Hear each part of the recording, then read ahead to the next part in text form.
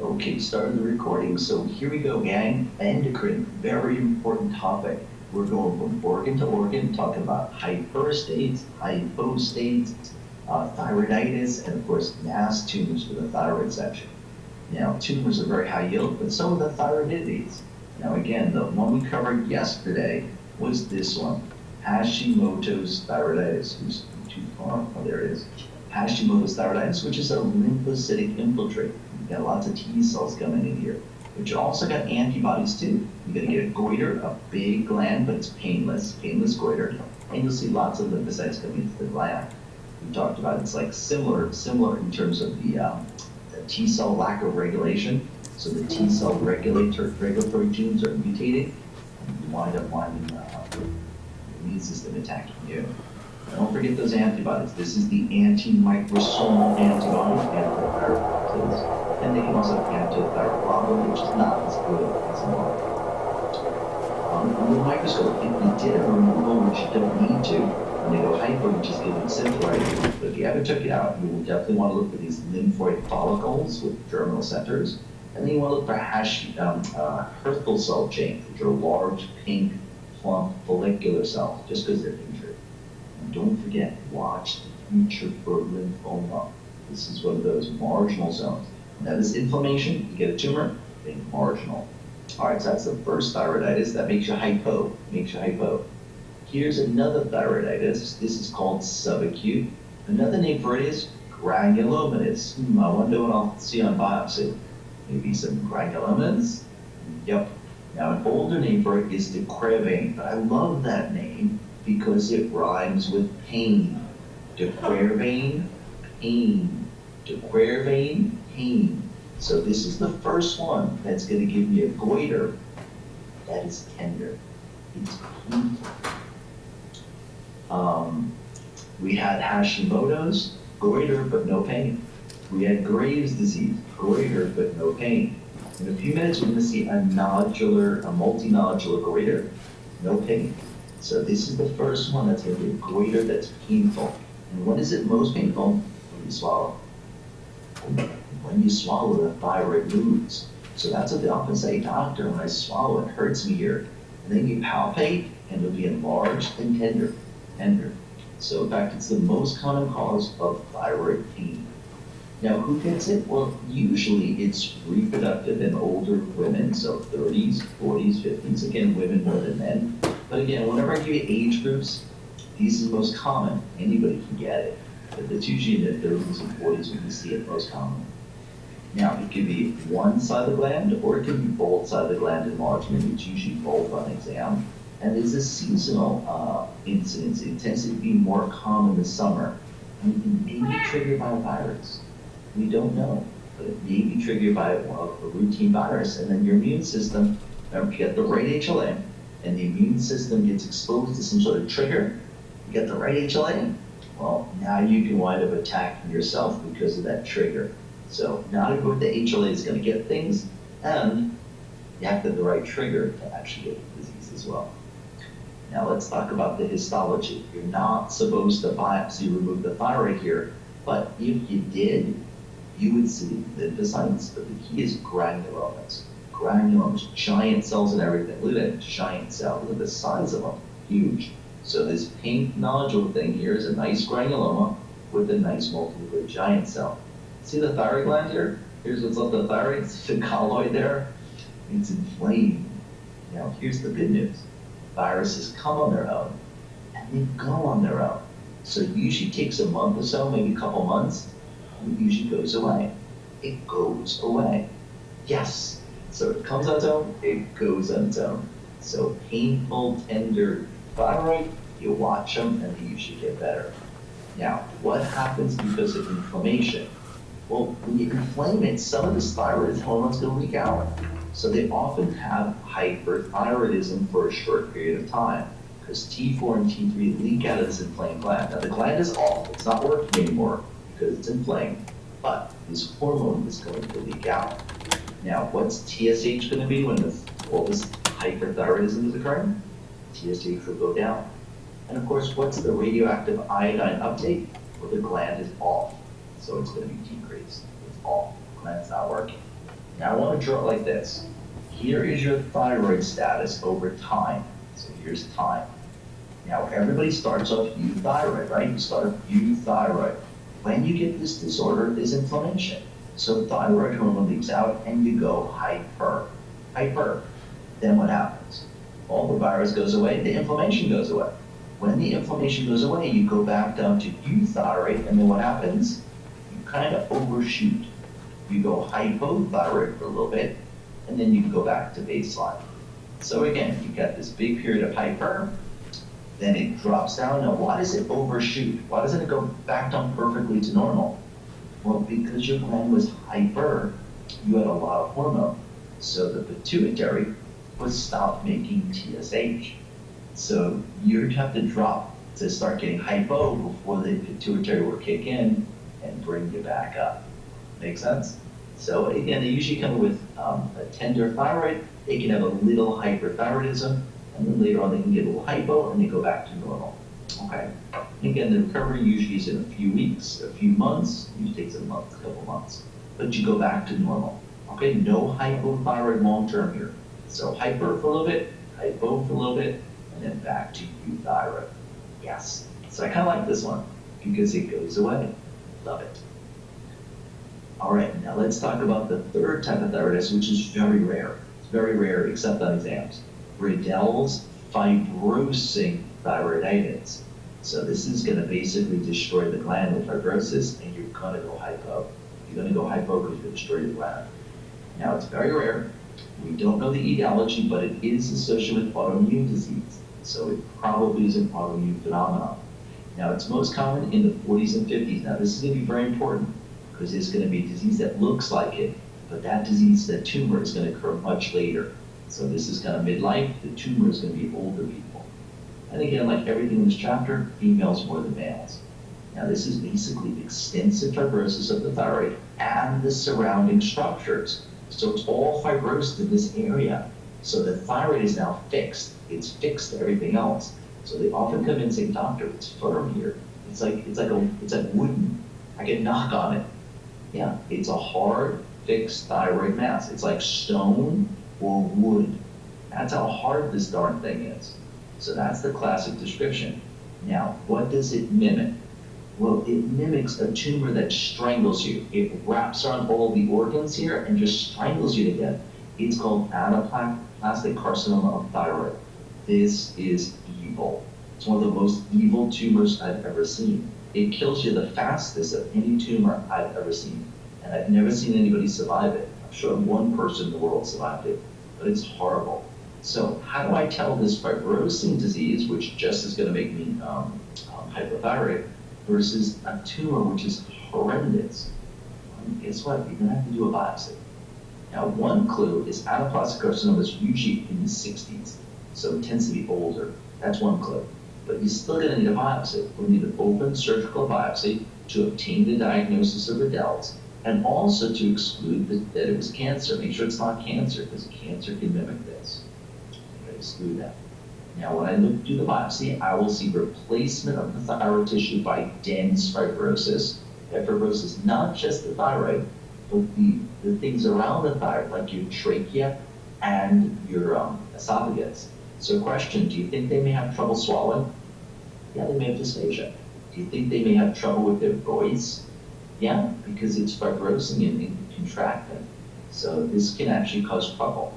So what are we going to need to do here? When we do the open biopsy, we're actually going to take out the isthmus. Why? Because that way it's not contracted, it's not like a ring. So I cut it, now I've relieved some of that pressure on my trachea and my esophagus. So we got to cut off the isthmus. So that way you got this here. Now, why don't I just take out the whole thyroid? Because the planes of resection are lost with all this fibrosis. If you try to do a big resection here, you're gonna cut into the jugular or the carotid or the major nerves. This is like a nightmare for surgical dissection. So we're just gonna take out the isthmus right in the middle to kind of stop it from contracting on everything, like a ring of fibrosis. Open that ring up so now it can expand. All right, so again, treatment, we can use steroids because a lot of cases are autoimmune. but usually surgical tracheal decompression. You take a wedge section of the isthmus out to relieve that compression. As fibrosis, scars contract. When it contracts your neck, it can choke you to death. Now, here's why we think it's autoimmune. It's associated with the IgG4 related diseases. This is just a weird group of diseases that have high levels of IgG4 in their plasma, and it's due because they have plasma cells breaking it. They also get fibrosis in the thyroid, fibrosis in the retroperitoneum, fibrosis in the mediastinum, get rid of that E. They also get autoimmune pancreatitis, and they have other problems too. So it's a really interesting group of diseases. It's just an autoimmune phenomenon, an autoimmune response to steroids. So when you have this condition, you want to use steroids and then surgical decompression to prevent this compression. That's real. Again, very rare, but it can mimic anaplastic carcinoma, so you need an open biopsy. Open biopsy. Needle biopsy, can I suck out fibrosis? Is it easy to know? You can suck out cells. Fibrosis would clog up the needle. So I like what you're thinking, Justin, because most thyroid masses, we do a needle. Thyroid masses, we do a needle to suck out cells. But sucking out fibrosis, that's kind of hard to do. Like it's fibrosis, it's collagen, it's going to clog up the needle. Cells, we can squeeze it through. So I like the way you're thinking, though. So a needle is a good idea. Here we need an open surgical biopsy, though. Very good. All right, now, but then this is going to go hypo, so you're going to need Synthroid eventually. Now let's talk about diffuse goiter, a diffuse enlargement of the gland. Look at this thing. I mean, she could play like football. Look at the size of this thing. Diffuse goiter. Now, this is a diffuse goiter, also known as a colloid goiter. This is enlargement of the entire gland without nodularity. It's often due to low levels of iodine. So my friends from Nigeria, they show me pictures. I mean, it looks just like this. I mean, monster goiters. It's all smooth, no real nodules, and it's due to iodine deficiency in Central Africa. It's crazy stuff you see in other countries. Now, what are you going to see here? Why is the gland getting so big? Well, without iodine, I can't synthesize thyroid hormone. I can't synthesize it. So the gland doesn't make much thyroid, so what does the pituitary say? Come on, work, baby. Come on, you can work from home. Come on, you have no idea work. So TSH goes up, and that's going to stimulate the gland to grow. So now you're going to get hypertrophy and hyperplasia of the follicles. The gland will actually enlarge to try to overcome the deficiency. So it's trying to increase its mass to try to make T3 and T4. So it tries to keep you euthyroid, it tries to. But obviously if that deficiency becomes very severe, you can eventually go hypo. So again, this is the gland trying to adapt to low iodine levels. It's trying to work as hard as it can to find the iodine and pump it into your T3 and T4. All right, now let's talk about multinodular goiter. So notice this is much more testable because they're going to come up with nodules here. And if anybody feels a bump, they're going to come and say, doctor, what is this? It feels like a tumor. Well, it's going to be multiple bumps. So multinodular goiter. And this can arise from a diffuse goiter case. So over time, you can start getting nodularity. In fact, if you go back here, I think they were starting to get some nodularity to this thyroid. So if we take a look here, let me erase this. I think you can start to see it's starting to get a little nodular. It still feels kind of smooth, but I think it looks like there's a nodule here, maybe another nodule here, maybe another one here. So it looks like over time, these do start to become nodular. Okay, so it can rise from a diffuse goiter. Now, basically, this is just a variation of the follicular cell response. Some are responding more to the TSH and some are responding less. You might have with nodules. Now, clinically, they'll present because it's a big mass. There's something here. I feel it. It's uncomfortable. Now, nodular goiter is usually euthyroid, or maybe subclinical hyper. Okay, so it may be hyper, but there's no symptoms of hyper. So the hormones are up slightly, but not any symptoms. Now, rarely one of those nodules become dominant. It just takes over and says, I'm making a lot of hormone. And you can actually truly get hyperthyroidism symptoms. That's due to an autonomous nodule. A nodule decides to take over and go crazy. We call this a toxic, that means hypergoiter. Another name for it is Plummer syndrome, Dr. Plummer. So Plummer syndrome is a toxic nodular multinodular goiter. So again, most cases when I see multiple nodules in the thyroid, they're euthyroid. But eventually, late in the course, one nodule will take over and you can get hyper. Now, if I look at this gland, we've cut it, we've cut it, we've cut it. But I think you can see inside. Here's one nodule, here's another nodule, here's another nodule. Oh, why is it white, this nodule here? Well, because fibrosis. They can get some degeneration, some fibrosis, they get some calcifications. Now, if we take a look here, do you see the normal thyroid on this side here? Normal thyroid, normal thyroid follicles. And then you kind of got a little bit of fibrosis here, maybe a little vessel. It's a vessel here. It's like a capsule almost. And then you see the large.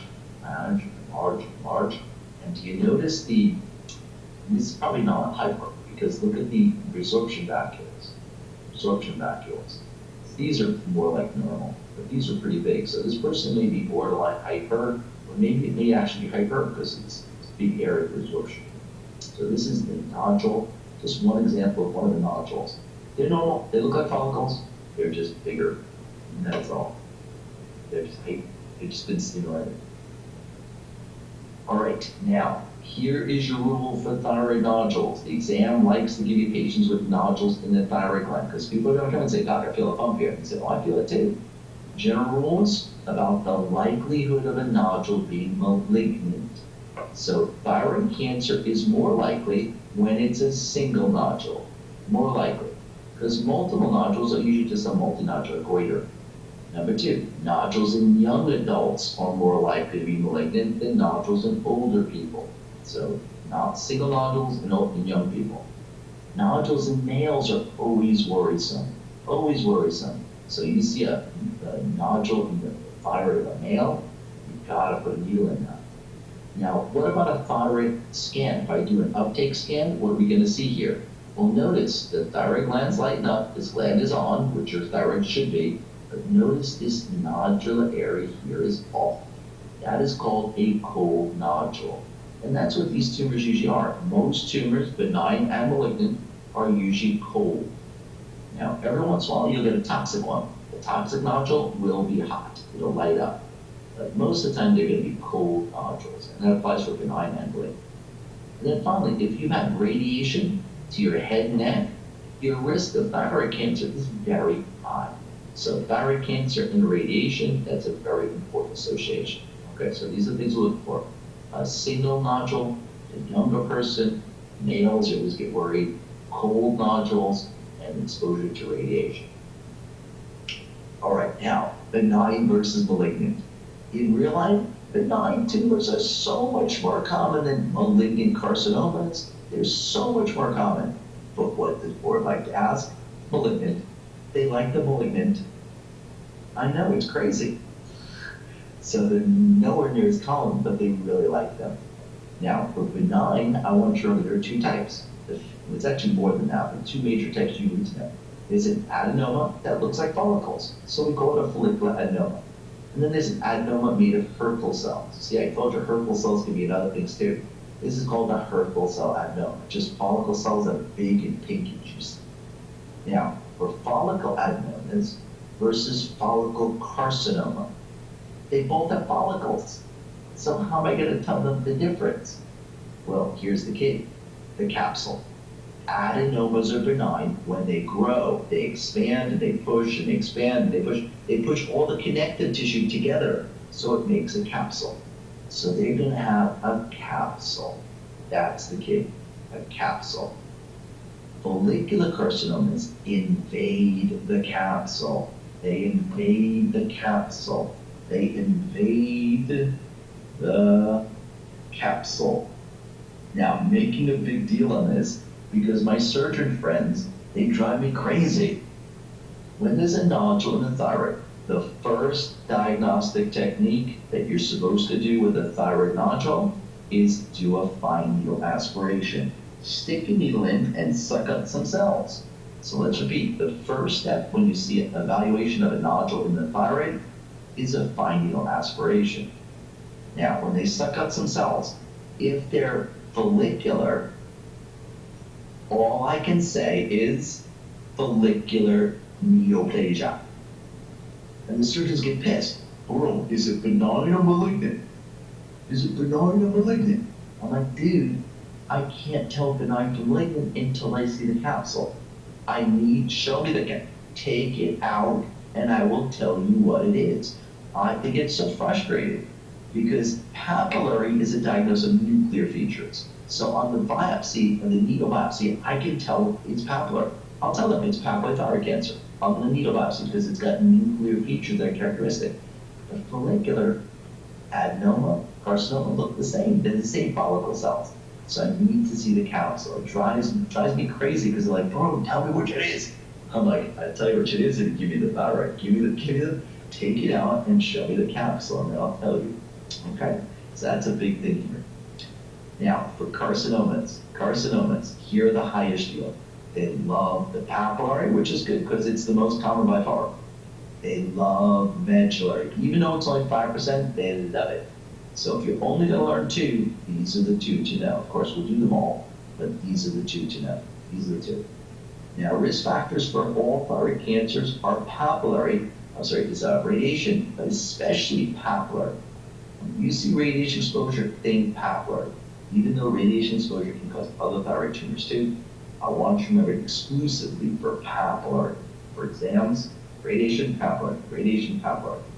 Now, another risk factor is being deficient of iodine in your diet. So those people from Nigeria, they're more likely to get follicular. So radiation, think papillary. Iodine deficiency, think follicular. Okay, now let's look at follicular adenoma, and in a few minutes we'll look at follicular carcinomas. Now, follicular adenomas are the majority of the adenomas, and they tend to be non-functional. So in other words, they're cold. Every once in a while, you'll have a toxic nodule, which will be hot, and that will give you thyroid toxicosis. That will give you hyperthyroidism. Now, these are coming from follicular epithelium. That makes sense. And they're usually solitary, spherical, encapsulated is the key. It's got a well-defined intact capsule. Careful evaluation of the integrity of the capsule is critical for distinguishing the adenoma from the carcinoma. So if we take a look at this lesion, notice here's a beautiful, nice, juicy thyroid, nice brown, meaty thyroid. Then here is that white capsule, and here is the follicular adenoma. Capsule is intact all the way around. Great, that's benign. Now, under the microscope, what does it look like? Well, it looks like follicular cells. And again, if they get big and pink, then you can call them a Hürthle cell adenoma. They're all big and pink. But they could have one or two cells that are big and pink. That's just a little Hürthle change.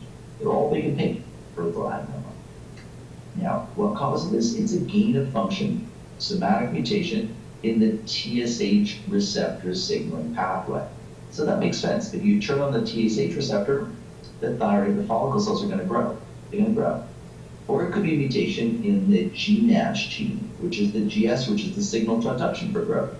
So it's either in the receptor or the signal pathway that causes these follicle cells to grow. Now, for most adenomas, they're benign. Excellent prognosis. You can resect it and you're cured. They don't recur usually, they don't metastasize. Yes, take it out, you're cured. All right, now here are the mutations for most of the carcinomas. And you notice the pathway here. This is going to be in the pathway with the RET, RAS, BRAF, MEK, PI3K, ATK. So this is the RAS signaling pathway, which has two pathways RAS can use to make the cell grow. Now, for papillary carcinoma, because we're doing malignant tumors now, for papillary carcinoma, it's usually in the MAP kinase pathway, and it's usually RET gene fusing with papillary thyroid carcinoma gene. Then I like that. RET, remember endocrine tumors, and papillary thyroid carcinoma gene, PTC. This fuses, and it usually fuses because of radiation exposure. That's why these genes fuse. Now, when they fuse, you don't need a growth signal anymore. The signal just comes in naturally without the growth factor. Another thing that papillary can have is BRAF, and I probably would ask this much more because PTC, papillary thyroid carcinoma gene, too easy. So they'd rather ask about BRAF. And again, BRAF is part of this RAS signaling pathway. So when they get this gain of function, they get a gain of function at position B600E, the growth signal is going to be coming in like crazy. And remember, we had other tumors with BRAF. Remember, we had melanomas, we had Langerhans cysticytosis, we had hairy cell, we had pilocytic astrocytomas. So there's a number of tumors that have BRAF activating mutations, B600E. Okay, now for follicular carcinomas, they have mutations in the PI3K18, this pathway here. This is where it is. All right, so they have RAS mutation, PI3, the break, knock out the break, knock out P10. That's probably what I would ask about the P10. So P10 is a break on this part of the RAS pathway. So if you knock this out, well, you lost the break of growth. You're going to grow. Now, PAX8, that was for developing the thyroid. So you can have this fusion here so that when you're turning on development of thyroid, growth of thyroid. It's down here, this fusion protein. All right, now for medullary, this one is super high yield. If I'm gonna learn one gene, this is the gene to know. So let's see, for papillary BRAF, that's what I know. Follicular, I know P10. And then for medullary, I would know RET. And if I'm gonna ask a question, this is the one I'm gonna ask. RET mutations, where you activate and turn on RET. Okay, so this RET is a receptor with tyrosine kinase activity. So if I turn on the RET receptor, you'll be bringing the signal in, and you get rapid growth. All right, now what about anaplastic? Well, they were evil. So when you see evil tumors, you want to think about P53. Okay, so for each one, I'm not going to memorize them all. I only have some with brain cells. But I definitely want to know BRAF for this one. I want to know P10 for this one. I definitely want to know RET. Remember, endocrine tumors, my choice, endocrine. And then P53 for anaplastic. Those are the ones to know. All right, now let's look at papillary carcinoma, and this is the most commonly tested. You gotta know it. Who gets it? Young people. It's us. That's who gets it. Well, I guess, you're still 22, 23, so not you yet. But, and you'll never get anything, you're perfect. But people that are my age, I guess, get it. All right, now this is highly associated with radiation. You don't have to have radiation, but I'll examine you for radiation exposure. Clinical, it's going to present with an asymptomatic thyroid nodule that will move freely. It's not fixed or anything like that. It moves freely when you swallow, and it looks a lot like a benign nodule. You can't tell until you put the needle in. Now, if it has hoarseness, dysphagia, cough, or dyspnea, that means it's invading. It's invading the neck and the tracheal structures. That's not a good thing. That usually says it's really advanced tumor. Now, for the micro, what do you think this is a papillary tumor? Maybe papillary. But they gotta have that fibrovascular stalk. If there's no fibrovascular stalk, then it's just hyperplasia of follicular cells. We want to see that papillary structure with a fibrovascular stalk. And of course, they tend to calcify. They calcify these whorls, we call them psammoma bodies. So, papillary with some bodies, but what is the diagnostic feature? It's the nuclear features. That's why I can easily diagnose it even with an aspiration of cells, because it's not the architecture, it's not the psammoma bodies, it's the nuclear features. What these cells tend to have is they tend to have nuclei that are clear. There's like nothing in here. Where's the chromatin? It's like empty. Or they can have nuclear grooves in the nucleus. So again, when we look at the nucleus, let me go to the cytoplasm. Okay, so when I look at the nucleus, you notice they're optically clear, no chromatin, that's weird. Or they got these grooves. And these are basically invaginations of the cytoplasm. That's like those grooves, or they can have occlusions too, like little round occlusions, little cytoplasm. All right, now question. Does anybody remember that character, Little Orphan Annie? Yeah, the sun will come out tomorrow. Bet your bottom dollar that tomorrow.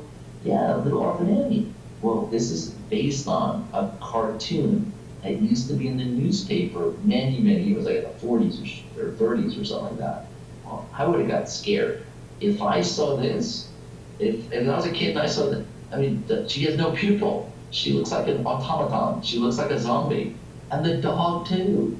Everybody else had pupils. But if I was a kid reading this comment, I'd say, come on, give her some pupils. Make her look normal. And even the dog, he looks like a zombie, right? It's crazy. Now he looks even crazier. All right, never mind. Maybe I would be scared either way. But they say that the nuclei look like this because here are the papillary structures, nice papillae, and if you look at the nuclei, there's no chromatin. The chromatin, if I blow it up here, blow it up for you, the chromatin, you can't even see it. You can barely see any chromatin there. So they're empty, clear nuclei. That is very characteristic. If you suck out a few of these cells, and I see that optically clear nuclei, or nuclear grooves, you may see grooves in here as well. Let me see if I can see a groove for you. Let me see one of these as we go here. This one has a groove. There's a black line in there, a groove in there. So it looks like it's a groove there in that direction. I just covered it up, of course. Let me see if I see another groove. This one has a groove. There's a groove. There's a line going, let's see, going this way. No. Going to get, no. This, oh, there it goes. Looking at yourself on the camera, it messes you up. So it's going this way on your screen. I think you can see it kind of across. Maybe you're just imagining that that's where it goes. Here, I think this is a good groove. So here's the whole cell right here, and there's a groove going straight across the middle. There, now you can really see it. Okay, I'm not imagining it anymore. So there's your grooves. Now when you come back here, and I want you to see when you open up these tumors, this one looks relatively well circumscribed. This one looks like a well circumscribed one. And you open up, you get little fingers sticking out at you, little fingers. These are the little papillary structures. See little fingers here? These little papillae. Under the microscope, you see really good, nice papillae here with nice fibrovascular cords. So if I go a little closer, let me see if I can see. Here's a blood vessel right there. Look at that. Right over it. Blood vessel, look for those blood vessels. All right, so again, these nice papillae, nice papillary structures. Here's some colloid. There is colloid here. And here's the core, the fibrovascular cord. This one's kind of falling apart. But here's the cells on one side, the cells on the other side. You get this core here. It's a little blood vessel. All right, now what about an aspiration? Well, if I suck this out, put a needle in, suck it out, notice here I can see the optically clear nuclei. This is probably also inclusion as well. This thing here is probably inclusion. That's inclusion, it's not really clear. But here's a nice clear one. How about this one? See the groove? Now you can really see the groove. Okay? So these are the intranuclear inclusions, this round thing here, this round thing here. Yeah, the clear nuclei are not so great here. Here's a groove though. See the groove? The groove. This either is it's probably inclusion. It's probably not a clear nuclei. This one too is definitely inclusion. Okay, so under the microscope, I can see, usually you see clearer nuclei than these, but you can see these intranuclear inclusions, you can see these grooves, so even under the fine needle aspiration, I can make the diagnosis. Which, by the way, they're never going to show you what is this picture. They're not going to show you fine needle. They'll show you Simona bodies, they'll show you papillary structures, they'll tell you it's a thyroid mass. But they're never going to make you look under the microscope at a fine needle aspiration. So I'm just showing you some grooves and show you these inclusions of cytoplasm inside the nucleus. Cool.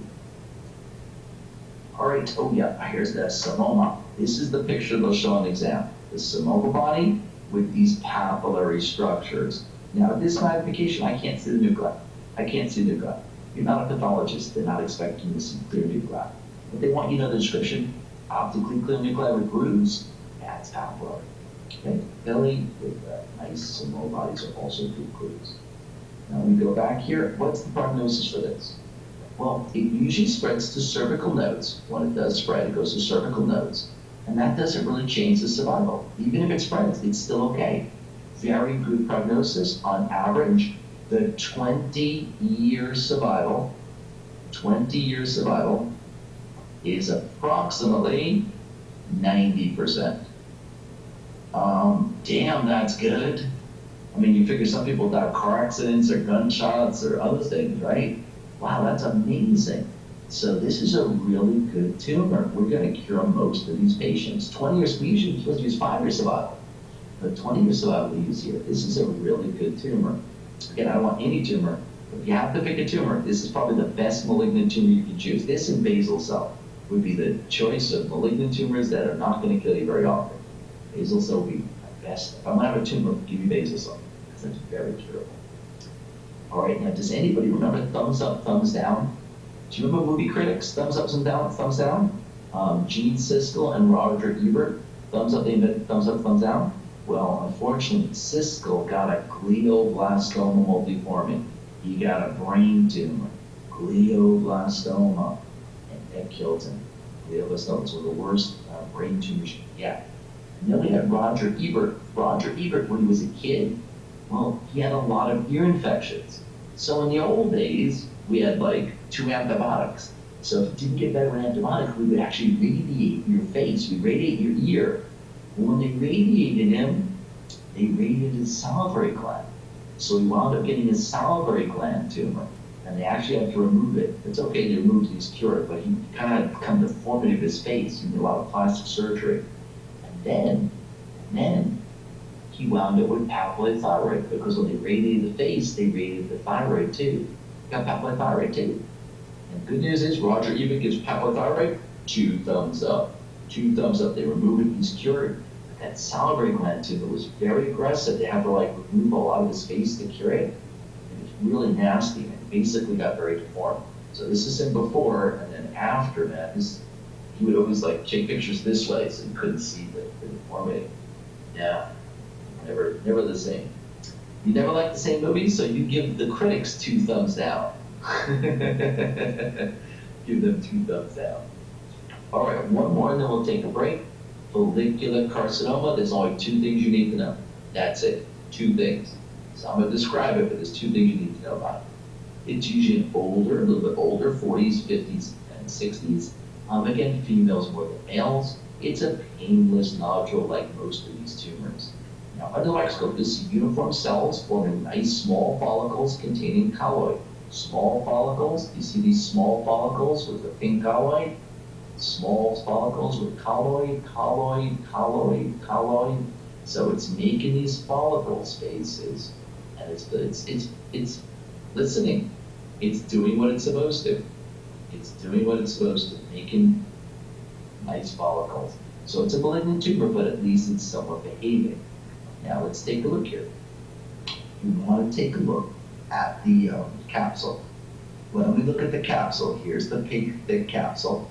Notice these tumor cells invading into the capsule, invading into it, maybe through it.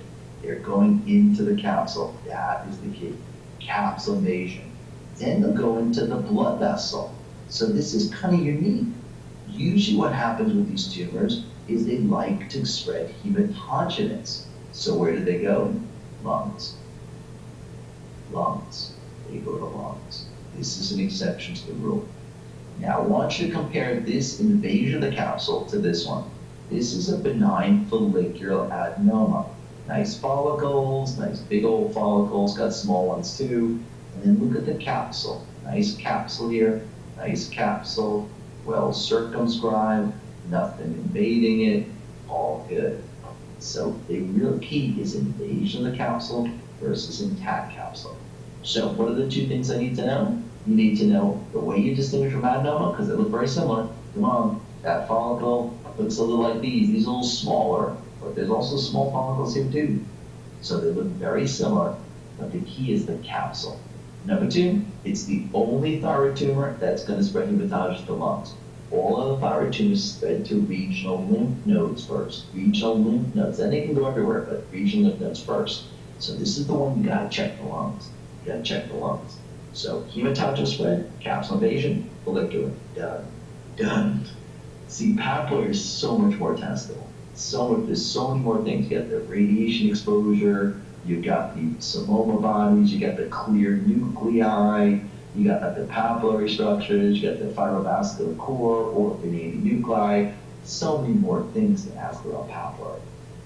All right, let's take our break. When we come back, we'll do the last 2 tumors. We'll do medullary, which again is 5 stars, and of course, anaplastic, which is kind of evil. It's one of the worst tumors I've ever seen. So let's take a break. We'll come back. We'll get more points. Let's see a little bit.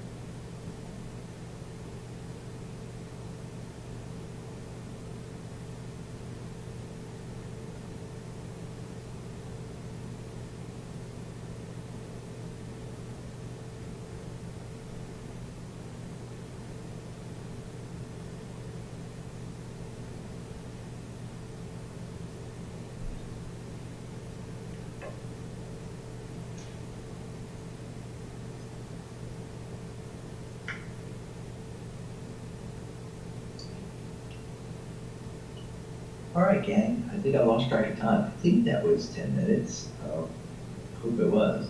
Let's see. All right, let's finish up these tumors. Thyroid tumors are big time. They ask papilla a lot. They ask medullary carcinoma a lot. So this is a big tumor to know. Medullary carcinoma of thyroid.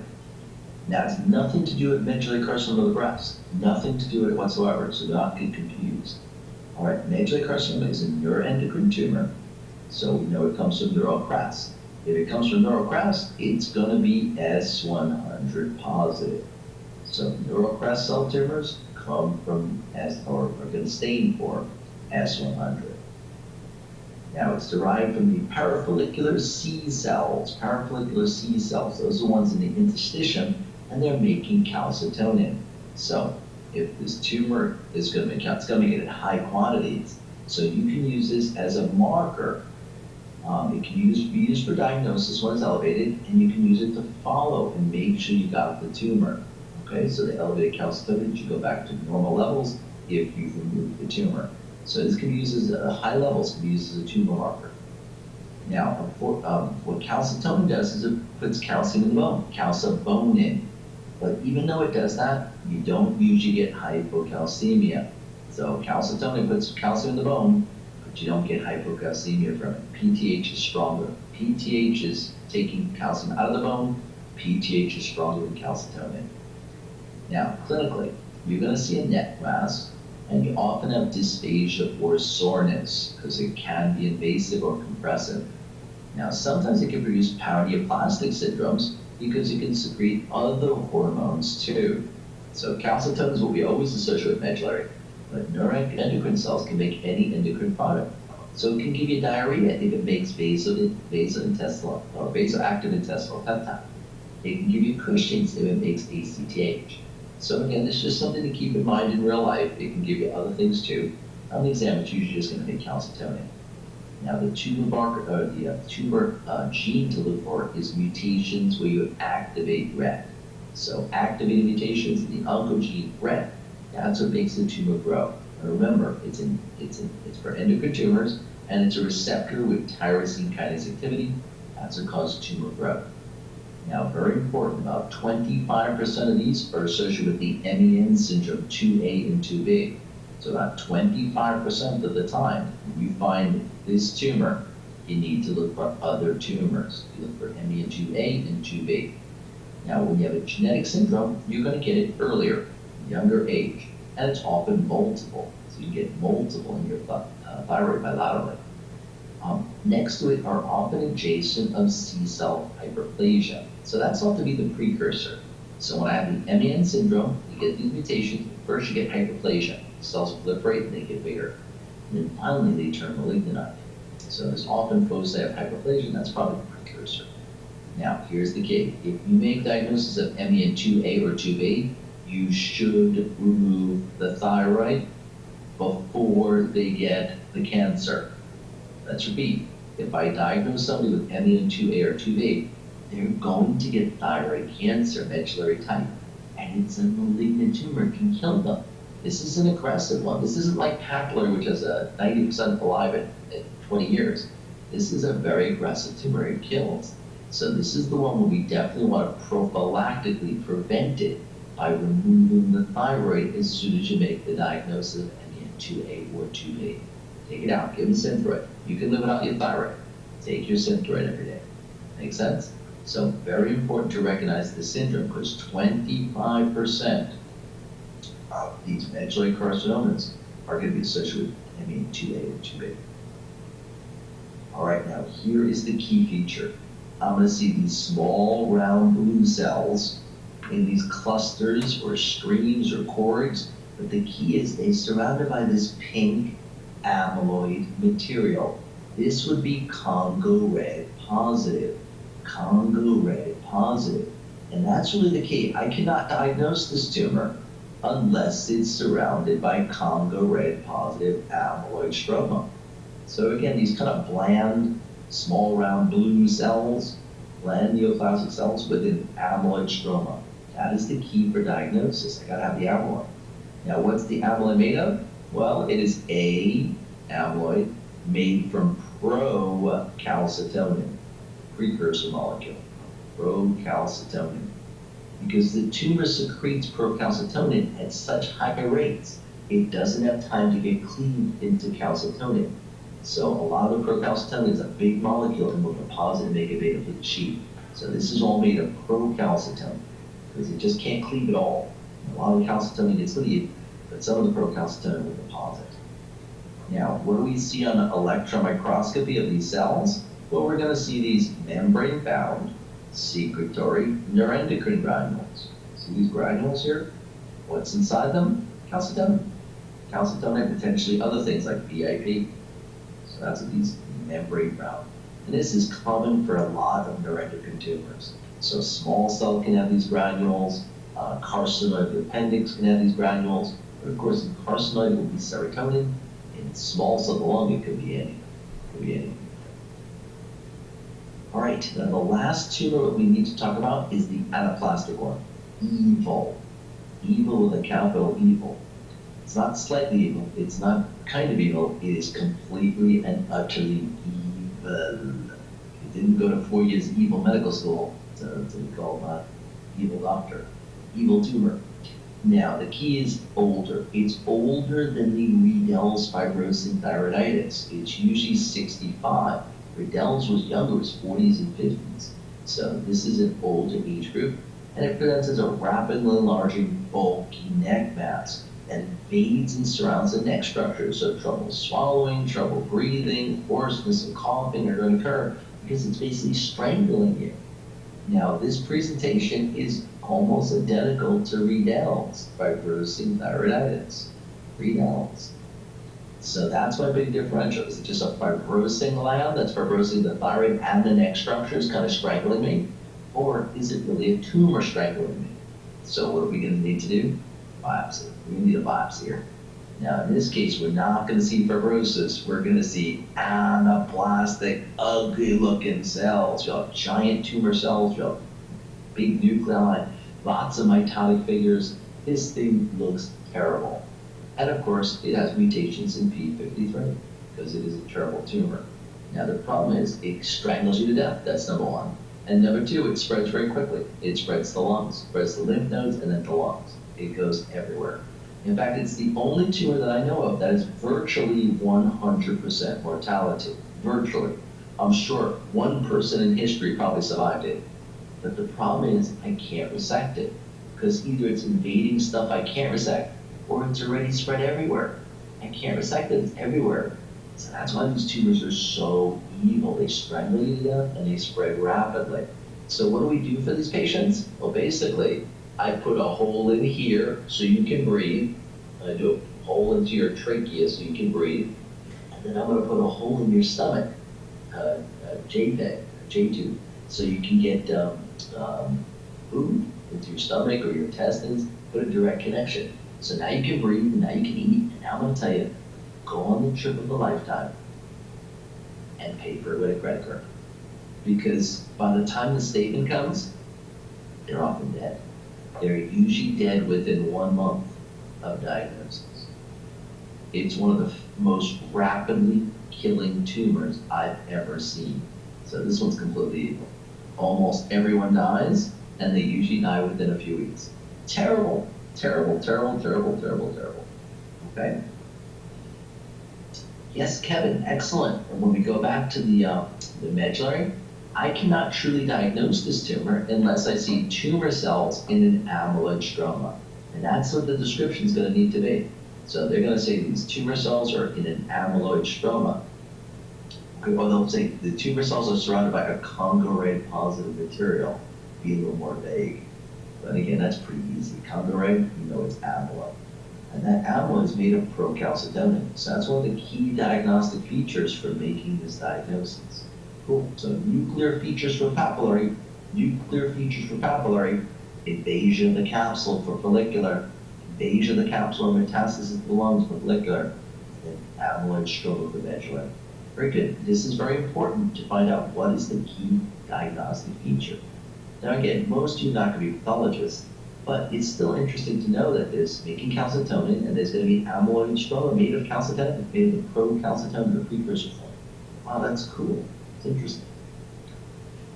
All right, now we can leave the thyroid behind. Very high yield. We talked about hyper, we talked about hypo, we talked about thyroiditis, and then we talked about the tumors. So now we'll move to our next gland, parathyroid gland. The yield goes down a little bit, but it's still very testable from physiology point of view. The parathyroid gland, now how many are there? Let's see if we remember. How many are there? There's actually 4 of them. There's 2 superior ones, and there's 2 inferior ones. Do you remember where they came from? Where did they come from? Oh, did I not say this? Oh, I didn't send this PowerPoint to you? Oh, good gravy. All right. Is it okay if I keep going, or do I need, let me see if I can. All right, let me take a break. I'll send it to you now so you can look at it at your computer. Is that okay? I totally forgot to send the PowerPoint. Ugh. All right, so give me a few minutes. I'll send it to you, and we'll come back and we'll continue with this section because I'd like to have it, at least 1 or 2 people to have it so you can take a look. All right, so give me a few minutes. Send it to you.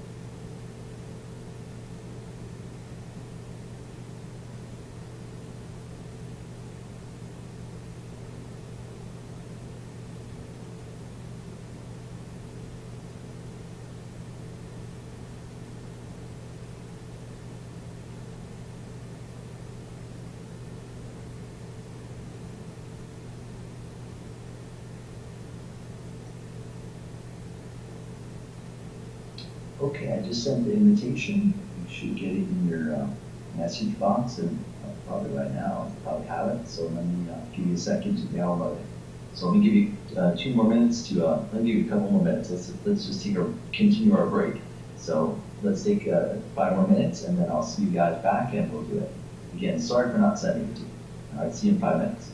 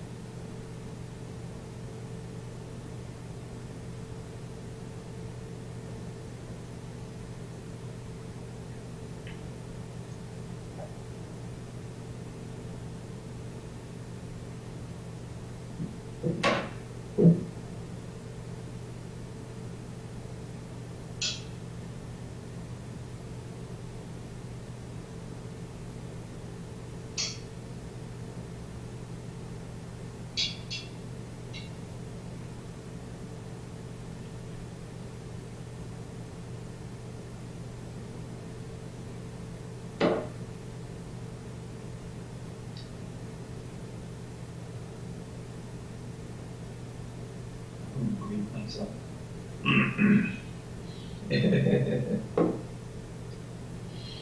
All right, gang. Left my mic on. That's always fun. Thank goodness I didn't go to the bathroom. All right, now that you got the handout, at least I hope you guys were able to download the handout. Has anybody got it? Anybody able to get it? Evan, were you able to get it? Dustin? Sam? Bueller? Bueller? Bueller? All right, and again, sorry about that. I usually get things ahead of time, but I messed up this time. All right, now we're gonna do the parathyroid gland. Yield goes down a little bit, and we'll do the pancreas right back to high yield, and the adrenal gland, high yield. So we got lots more high yield stuff coming. The first parathyroid gland, which is actually kind of easy. There are 4 parathyroid glands, 2 are superior, 2 are inferior. Now, do you remember where they came from? They came from the third pouch.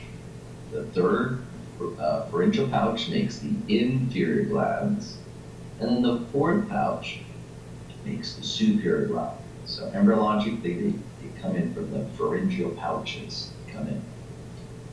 All right, now let's talk about the what they do.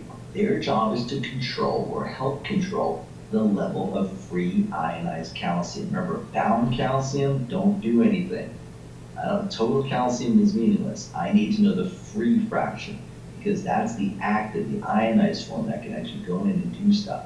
So free calcium is supreme.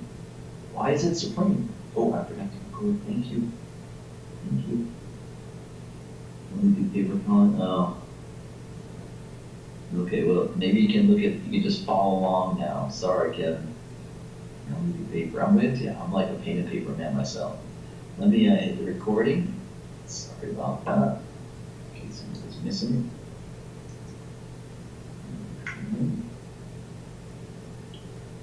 All right, so let's recap. We're doing parathyroid now.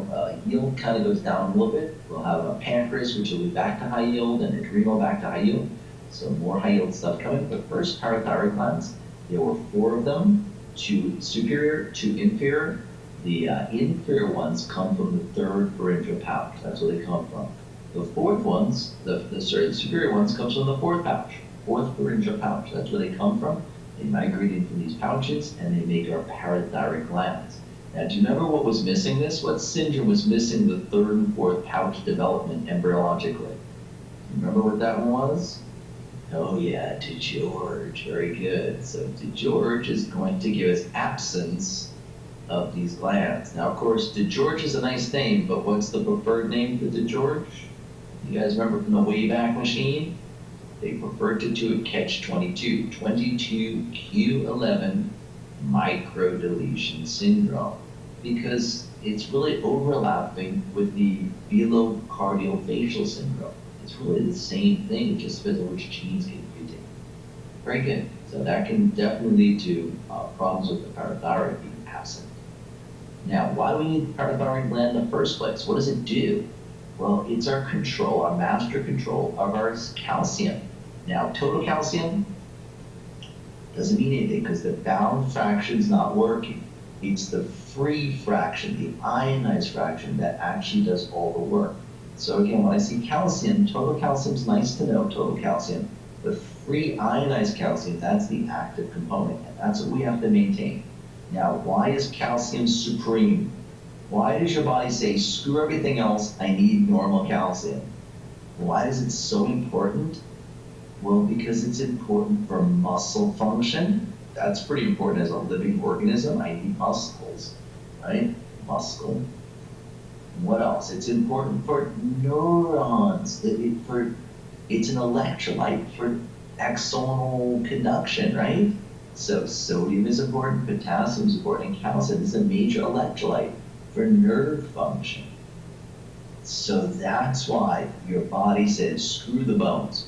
I'll take the calcium in the bones to maintain normal serum calcium, because without my heart muscle, my lung muscles, without my nerves, I'm dead. So critical to maintain calcium at close to normal. Why don't you keep it as normal as possible? Now, if calcium does drop down, that's what the parathyroid glands are going to sense, and they're going to release PTH. They're going to synthesize it and secrete it to try to bring the calcium back to normal. Okay, so they're going to regulate low calcium. That's what they care about. High calcium, they don't care. They care about low calcium. That's what makes them make PTH. Now, PTH is going to do a bunch of things to basically get calcium back up. It'll increase the renal tubular absorption of calcium, so it basically conserves it so you don't pee it out. It will increase the absorption of GI calcium from your gut. It will also steal from the bones. It'll say, screw the bones, we need to break these down. Now, if you remember, who's in charge of the bone? Let's see, we got an osteoblast, which forms bone, right? They make bone. And then we got a multinucleated giant cell called an osteoclast that breaks the bone. They break the bone. They break it down and they'll release calcium. But who's in charge of this relationship? Let's see. An osteoblast makes bone. It's nurturing. That's like a woman, right? That's a woman. She makes things. She's nurturing. She's kind. She's good. A man smashes things. So an osteoclast is like a man. Now again, this is that overgeneralization, but this is a fun to remember. This is a man. They break stuff. They smash, right? You gotta smash. Now, who's in charge of this relationship? Because she's gonna make the bone, and then she needs him to break it down so she can make it again. She's gotta remodel it all the time. You need to remodel your house. You need new pictures every once in a while, rearrange the furniture. So they're gonna get you up off the couch and make you work, guys. You gotta change stuff from time to time. I know, you're like, why? Paint's fine. Yeah, it's peeling, but that gives character, right? Who's in charge of this relationship? The woman is. Gentlemen, you will be trained. The woman's in charge. She has receptors for PTH. She's got the receptors for PTH. So what is that? Wait, osteoclast at the break, I know. She'll sense the high PTH, and then she will expose her rank ligand. Her rank ligand is going to get him motivated. This rank ligand, yeah, this is the rank ligand. Now, he's got rank receptors, these great receptors for it. Rank receptors, and this will turn him on. By the way, you can't see what I'm drawing, but the rank receptor is supposed to be boobs, and the rank ligand is the boobs, and that's the hands. All right, never mind, I tried. So this is his rank receptor. Rank receptor will now sense that the woman's saying, come on, let's do stuff. And he gets excited and breaks the bone down. So that's how the osteoclasts get activated. That's my crazy story of how bones remodel themselves. All right, so it's the PTH working on the osteoblasts give the rank ligand to the osteoclast and turns the osteoclast on, breaks down bone, releasing calcium. Now, one more thing it does is it will increase the conversion of vitamin D into the active hydroxylated form in the kidneys.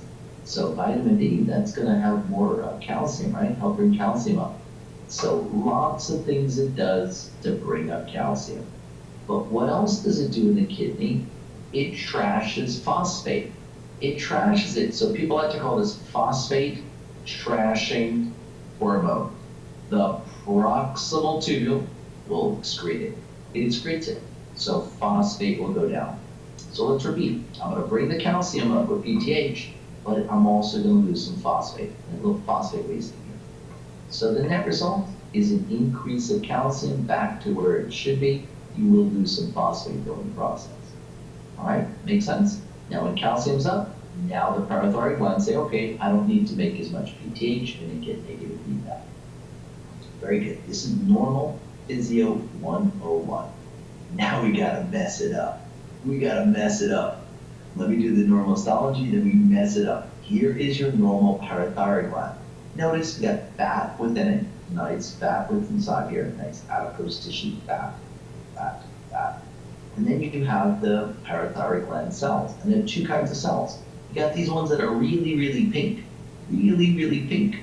These are called oxaphyll cells. Oxaphyll. Pink, pink, pink, pink, pink. And then you got these other cells that are a little bit more clear. They got some pink cytoplasm, but they're more clear. These are called your chief cells. They're the ones who make the PTH. So chief cells are what we really care about here. Oxaphyll is not doing all that much. It's the chief cells that make our PTH. All right, now let's mess this up. We're going to have what's called hyper and hypoparathyroidism.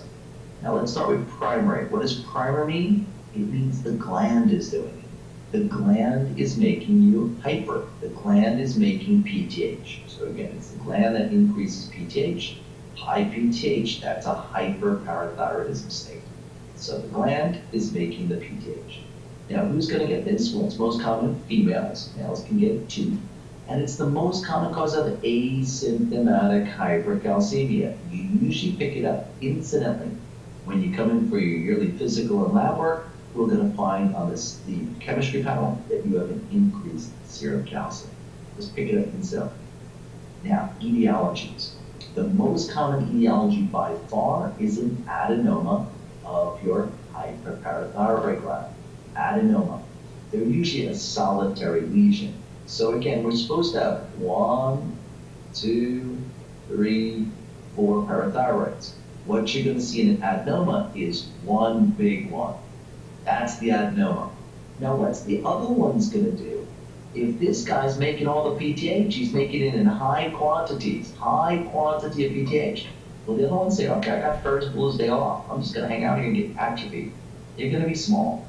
So you're going to see one big one and 3 small ones. Make sense? Makes sense. One big one, 3 small ones. That dude's taking over. He's a benign tumor. Now, how do I know it's a tumor under the microscope? Well, one clue is that adipose tissue, which is supposed to be inside the gland, it's kind of, you can't really find much of it. That's one of the clues that's going to tell me it's a tumor. So they're all going to be the chief cells, and there's going to be no fat within it. That's a good clue for me. Now, what's this associated with? Mutations in MEN1 tumor suppressor gene. It gets knocked out. That's why these can be associated with the MEN1 syndrome, because MEN tumor suppressor often gets knocked out here. Cyclin D gene can also get inverted too. Cyclin D gets inverted, so therefore it gets turned on, and the cells go to the cell cycle and they grow. Okay, so these are the 2 genes you should know. So this one gets turned on, this one gets knocked out. Now, another thing that can do it, and I'll show the picture now. I'll show the picture. Here's what an adenoma looks like. Here's the normal parathyroid. Notice you got fat intervening stromal fat. And you have usually 2 cell types. You got the pinker cells, you have the oxyphil cells, and then you got the chief cells, right? Well, notice this nodule here. Notice this mass here.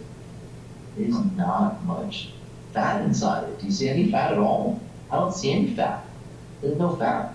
And it's kind of monomorphic. It's just all these uniform polygonal chief cells. That's it. I don't see those oxyphil cells that I saw before. And by the way, for fun, I also see it's having some follicles. It's trying to be like a thyroid almost. Weird. It's a parathyroid gland. There's a little thyroid formation here. Weird. That's kind of unique as well. So this is what an adenoma looks like. But to be honest, it looks a lot like the normal thyroid. It's just missing some fat. And it's more monomorphic. Okay, that's what an adenoma looks like. Now, the second most common cause is a parathyroid gland that undergoes hyperplasia. So all 4 glands are large, they're all undergoing hyperplasia, and it's usually symmetric. It's asymmetrical, but all 4 glands are large. So we're going to see that. We'll see a bigger one than normal, a bigger one. Notice they're not exactly the same size, but they're all enlarged. They're all enlarged. Okay, I should make it a little bigger because that kind of looks like normal. Let me make it a little bigger. So they're all enlarged. All 4 enlarged. So again, all 4 enlarged. Cool. Now under the microscope, what are we going to see? The stromal fat is inconspicuous within the area of hyperplasia. Oh, so that kind of looks like this, doesn't it? So under the microscope, as a pathologist, it can be very difficult to tell adenomas from hyperplasia because they're both going to have proliferations of the chief cell, and they're both going to have areas with no fat in it. So how do we tell an adenoma from hyperplasia in real life? Yeah, the surgeon always takes out one gland. They'll take out one gland, and they'll tell me, Barone, is this hyperplasia or is this adenoma? And I say, dude, what do the other glands look like? If the other ones are small, that's an adenoma. If the other ones are also big, it could be asymmetrical, but if they're all big, then it's hyperplasia. And again, they get mad at me, like, bro, look at the microscope. I'm like, dude, show me the other parathyroids, then I'll tell you. Because hyperplasia and adenomas look very similar under the microscope, hard for me to tell them apart. Make sense? All right, so really the key for your exam is how many are big and how many are small. Now, one of the things we can do is we can use technetium-99, sensitivity, radionuclide scan to localize the glands to see where they are and to distinguish between hyperplasia and adenoma. So if you don't want to surgically dissect them all out, we can do this radionuclide ahead of time and see which one's big and which ones are small. Okay, so that's a pretty useful technique. Now, rarely, about 1% are going to be carcinomas of the parathyroid. Pretty rare. Now, how do I know it's carcinoma? Invasion. It's going to be invading. And it can metastasize as well. But again, under the microscope, the carcinoma looks a lot like the adenoma and the hyperplasia. So the only way to tell me it's carcinoma is if I find invasion of the surrounding tissues or I find metastasis. Otherwise, I'll never know it's a carcinoma. That's the problem with endocrine tumors. Under the microscope, it's really hard to tell how they're going to behave. Same thing with the pituitary endo. It was hard to tell how they're going to behave under the microscope. We want to look for invasion, we want to look for rapid growth, we want to look for P53, we want to look for things that are going to signal it. For this, you've got to look for invasion and metastasis. Now, this is usually asymptomatic hypercalcemia. But note, malignancy is the most common cause of a symptomatic hypercalcemia. So if you come up with symptoms of high calcium, think about malignancies usually spreading to the bones, releasing all the calcium. All right, now hyperparathyroidism may also be caused by paraneoplastic syndromes. Now that's not primary though, because that's not the gland doing it. So that's called a paraneoplastic syndrome when the tumor makes PTH-related peptide. Who's going to do that? Well, lung cancer. Do you remember which lung cancer? Oh, I already gave you the clue. Anybody remember which lung cancer is going to do this? Make PTH-related peptide? PTH-related peptide? It's okay, it's been a while ago. It'll be squamous cells, SCC, squamous cell carcinoma. Squamous cell carcinoma likes to make PTH. Swashbuckling squamous cell. I'm on the pirate treasure hunt. And of course, renal cell can do this too. Renal cell can do this too. So renal cell can make anything. All right, so that would be a very interesting case. And by the way, in that case, the PTH-related peptide would be high. The calcium would go up. The phosphate would go down. So calcium up, phosphate down. But what would the PTH level be? Well, because you have related peptide doing its job, the PTH, normal PTH, would be down because the PTH-related peptide does its work. It's related to it, similar. The actual PTH level will drop. Okay, this is all physio now. This is all physio. And then what goes up, it goes down. Okay, so I showed you the adenoma. Now, for primary hyperparathyroidism, in most cases, you're making too much PTH in the gland, so PTH goes up, calcium will come back up, and then, of course, phosphate will be trashed. It'll be trashed. So most cases are asymptomatic. You'll pick them up incidentally. Now, in primary severe cases like adenomas, you can sometimes get symptoms, and that's a severe case. When you do, you're going to call it stones, bones, and psychic moans, or mental moans. Stones, bones, and mental psychic moans. Stones. Where's the calcium? Well, it's going to be elevated. It's going to be elevated from this adenoma, increasing it. So you're going to see high calcium, and that could lead to renal stones. Renal stones. You get kidney stones, about 20% of patients. Now, where did the calcium come from? The bones.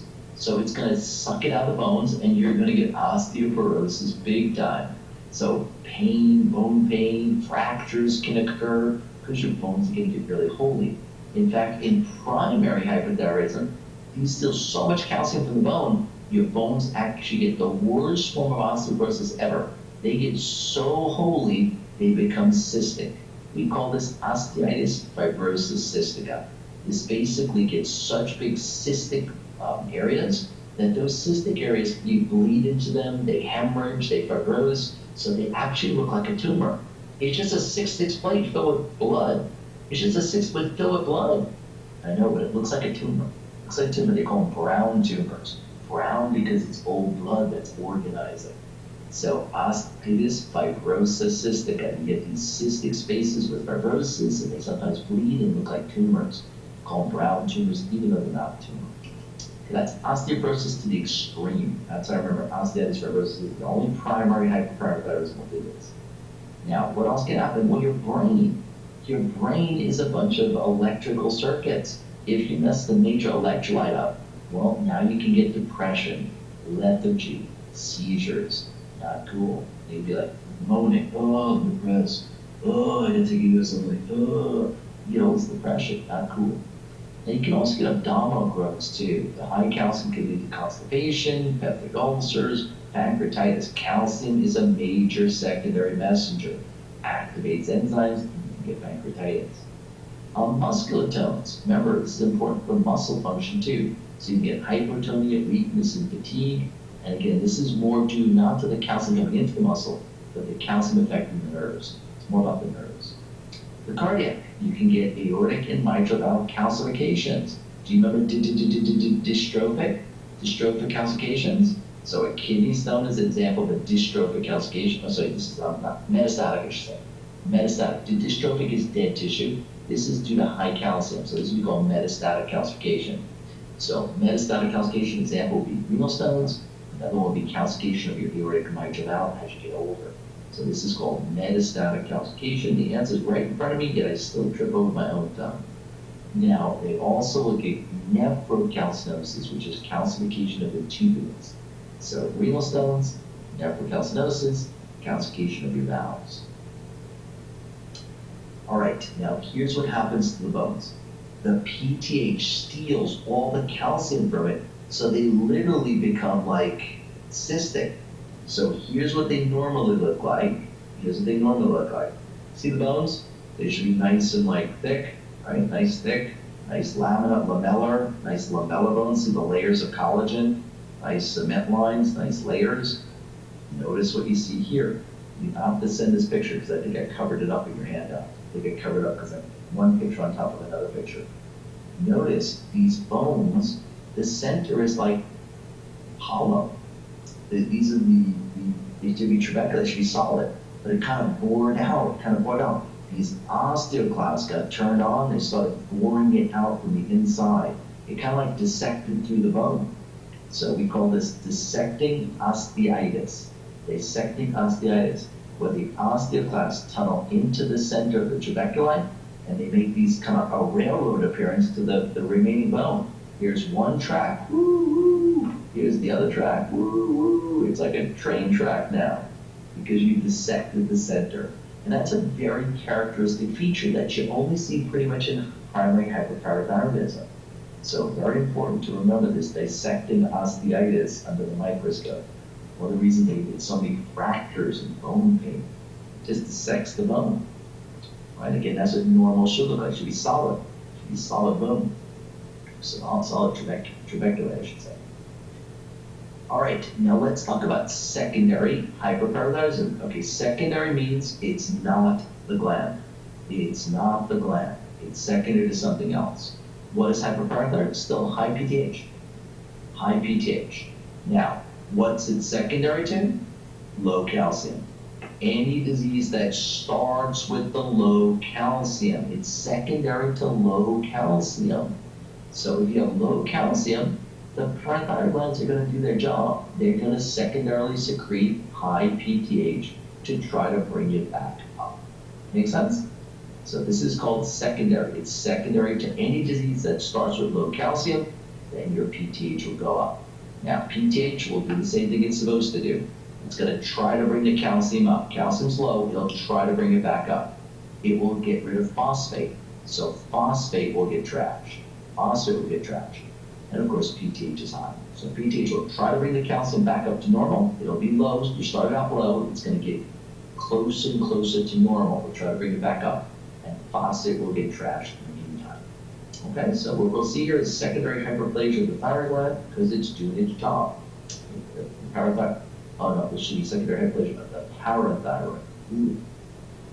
Parathyroid. Man, I'm just messing everything up today. It's the secondary hyperplasia of the parathyroid gland. They're going to get very huge because they want to make the PTH as it's supposed to. Okay, now what disease will give me hypocalcemia? Well, the most common is renal failure because when the kidneys fail, you don't have vitamin D. Vitamin D doesn't get hydroxylated.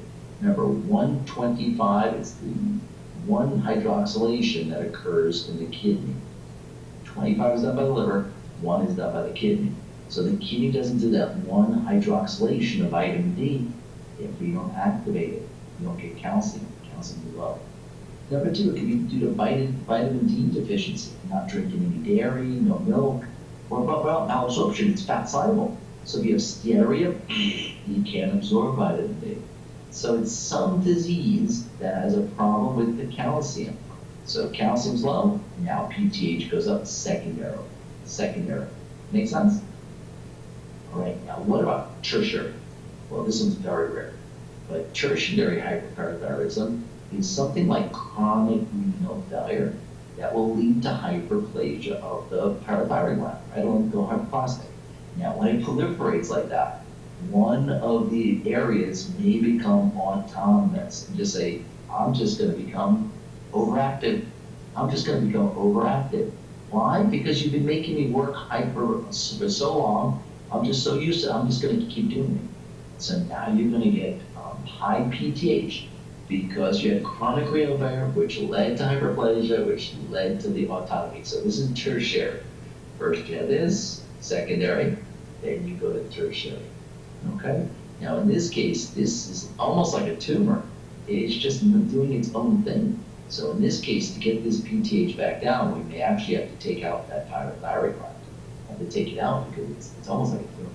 Again, pretty darn rare. You better know primary.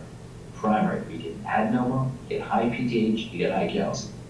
That's primary. All right, now we got to do the opposite. Hypoparathyroidism, where PTH is low this time. Okay, now let's do primary. Primary means it's the gland. The gland is not making PTH. Now, why would the gland not make PTH? Why would it not make PTH? Well, maybe the gland's not there. It's not there. So either it didn't form like DeGeorge, that would be classic, DeGeorge. So come down here, DeGeorge 22q11, it just never formed. Or maybe it was there and the surgeon accidentally removed it when he was taking the thyroid out. They're right next to the thyroid. So if the surgeon is not very careful, when he takes out the thyroid for a tumor or for whatever reason, he can take the parathyroid glands out by accident. And it's very important to make sure he didn't. If he does, take it and put it back in your forearm. It's okay if you take it out. It's okay, just make a little cut, put it back in the skin under your forearm. As long as you put it back in the body, it doesn't matter where it is. The parathyroid gland will sense the calcium level and make PTH. So they usually they don't put it back in your neck because I don't want to mess up this anymore. They put it back in your forearm. Weird. So now I guess if I wanted more PTH, I just rub and get some increased PTH, get my calcium up. Weird. But that's what they put in your forearm. All right, so surgical removal during a thyroidectomy, congenital absence DeGeorge, or it could be autoimmune. It could be autoimmune hypothyroidism, where you get an autoimmune phenomenon where you start attacking your own gland. And this is associated with what's called autoimmune polyendocrine syndrome 1.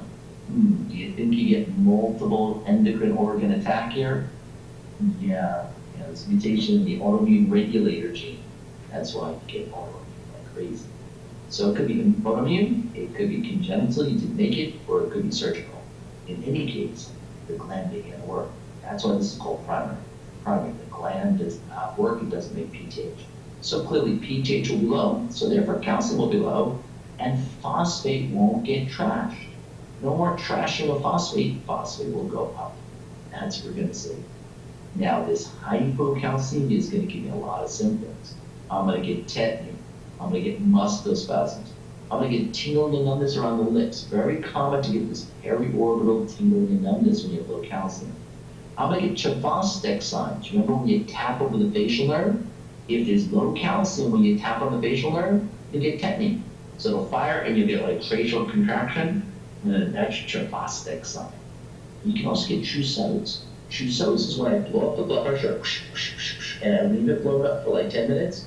If there's low calcium, the ischemia from blowing up the blood pressure for 10 minutes, plus the low calcium will cause carpal spasm. You'll literally get carpal spasm because of the low calcium level. That's called Trousseau sign. Trousseau sign. Okay. How many did they implant? You just put one back. You just put one back. You put one back. All right, so hypocalcemia, there are lots of symptoms for this. Now, it's also going to cause CNS problems because this is a major electrolyte. So getting seizures, psychosis, anxiety, depression, when you mess with your calcium, you get neurologic problems. And then a very important clue for the exam is the EKG. EKG, when calcium is low, you get a prolonged QT interval. So that's a very important clue. So always remember, low calcium, prolonged QT. And this is dangerous. This can lead to torsades. Torsades the point, twisting of the points, torsades, S-E, torsades. That's a dangerous arrhythmia to have. Remember that looked like it looks kind of like this. It looks like a party ribbon that you twisted. You twisted it. Oh my gosh, this is terrible. So it gets thinner, and then it gets bigger, and then it gets thinner, and it gets bigger. So it's like a tachycardia that goes to get the amplitude of the QRS gets bigger and then smaller, and the QRS gets bigger and smaller. It looks like a party ribbon that's been twisted. This looks like a party ribbon that's been ripped apart. But anyway, that's what it's supposed to look like. Torsades, very dangerous. You gotta give magnesium sulfate here. Magnesium sulfate for torsades. All right, now how do you treat absence of a parathyroid gland? Well, there's no PTH, so I better give you calcium and lots of vitamin D2. Calcium and vitamin D supplementation, because you got no parathyroid. You gotta replace it for you. Make sense? All right, now if I go back here, what does high calcium levels do to the EKG? What does high calcium do? Go back here. What does high calcium do to the EKG? Well, high calcium, short QT. Short QT interval. Short QT. And I'm just putting it here because these are great clues on the exam. So you get the kidney stones, you get osteoporosis that's like cystic, you get mental moans, you get short QTs, very important clues to tell me the calcium is really high. All right, I think we got that covered. Now we got secondary, we got hypo. Now we're going to switch gears and go to a very important organ, the pancreas. We're going to talk about the endocrine pancreas. We talked about exocrine pancreas already with pancreatitis, but now we're going to talk about the endocrine portion, and that, of course, is going to be diabetes. Very important topic. This is a group of metabolic disorders that have problems with either insulin secretion or peripheral resistance to it. So I can have low insulin, or I can have peripheral resistance, or both. And that's going to lead to hyperglycemia. Now, why is high sugar bad? Pour some sugar on me. It's sticky sweet. It's sticky sweet. It's going to stick to your proteins without an enzyme. This is called non-enzymatic reconciliation, or I should say non-enzymatic glycation of proteins. So it's going to damage all your organs, your kidney, your eyes, your nerves, your blood vessels. Everything is going to get sugar stuck all to it. Remember the term, non-enzymatic glycation of proteins. Sugar sticks to proteins and messes them up. Now, normal blood glucose should be between 70 and 120, depending on whether you're fasting or you're eating, non-fasting state. Now, to diagnose it is very simple. Very simple. We have 4 ways to diagnose it. Taking a fasting glucose over 126 on 2 or more occasions. Okay, so more than 1 occasion, so 2 or more. Or you can do an oral glucose tolerance test, like in a pregnant woman. Are you going to make a pregnant woman fast? She will kill you. You can't make pregnant women fast. Pregnant women can eat whatever they want. Guys, get out of bed, go get them the pickles and the ice cream. They're doing all the work. The least you can do is go to the store. So yeah, you don't make a pregnant woman fast, you give her more. And she's going to hate you because it tastes horrible. But you give her more glucose, have her drink this sugary solution, and then 2 hours later you check the glucose to see did she put it away? Is her body working and getting rid of the glucose? Or is it still elevated? So it's still elevated 2 hours after giving you a high bolus of your body's not working, you're not getting rid of it, not putting it away into cells. And you can just do a random glucose without fasting, just a random glucose over 200 plus some symptoms, that's also diagnosed. And then finally, the new sexy is hemoglobin A1C. A1C levels over 6.5, boom, you got your diagnosis again. So I got 4 ways to diagnose it. I can use any single one of these.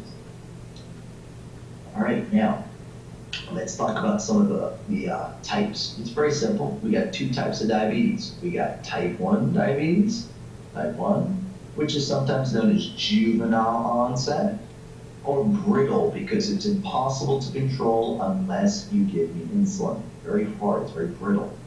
Now this is only about 10% of diabetics, but it's a very severe form, very severe. Now we call it juvenile onset because that's usually when it occurs. It usually occurs before age 20. So children and adolescents, I've seen cases present later, but usually it's children and adolescents. Now risk factors, HLAs, DR3, DR4, these are very high risk factors. DR3, DR4, in fact, having both of them, DR3 and DR4 in the same patient is one of the highest risk factors. So DR3, DR4, very important to remember these. All right, now also polymorphisms in the regulating genes for T cells can play a role here too. Because if you don't regulate them, T cells can come in and attack my own islet cells. So these play a role as well. Now, pathogenesis. In type 1, it's the absolute lack of insulin because my immune system, my T cells have destroyed the beta cells. So that's a type 4 hypersensitivity because T cells came into the islet, they inflame the islet, and they kill the beta cell, which makes insulin. So if you don't give me insulin, I will go into ketoacidosis and coma. They're absolutely dependent on insulin. They have to take it every day or they go into coma and ketoacidosis. Now, what triggers all autoimmune diseases? Well, if you get the right HLA and you see some sort of environmental trigger, maybe an infection in a person with the right genetics, then they can get an autoimmune phenomenon. So again, we think it's a virus that kids get. If they have the right HLA, they get the right virus, that can trigger the immune system to attack themselves. Okay, now clinically, how do these patients present? Oh, and by the way, do you know who has this? We all know who has this. Do you remember she won the Academy Award for Monsters Ball? She was in James Bond, one of the James Bond girls. Her name is Halle Berry. Halle Berry is a type 1 diabetic. Every day she injects insulin. Every day. Every day. And do you know how she found out? She found out because she started passing out. She went into ketoacidosis. She passed out. I wish she passed out by me. I would have caught her. I wouldn't let her fall. I would have diagnosed her, taken good care of her. Now, can you tell me what's her HLA problem? It's probably DR3, DR4. Man, I'd love to check her HLAs. I would love to check her HLAs. So DR3, unfortunately, I can't. I have a restraining order. I can only go within 500 feet. So I can't get close enough to check her HLAs. But if she fell near me, I would definitely catch her and check her HLAs. Now, clinically, how can you present? Well, there's 2 ways. 2 ways diabetes presents. The 3 Ps and coma. So polydipsia, polyuria, polyphagia, and you can present with coma, ketoacidosis leading to coma. They call it DKA, diabetic ketoacidosis, DKA. Okay, so you gotta take that insulin. You gotta take it. If you don't take it, boom. Now, what's the plasma glucose levels in these patients?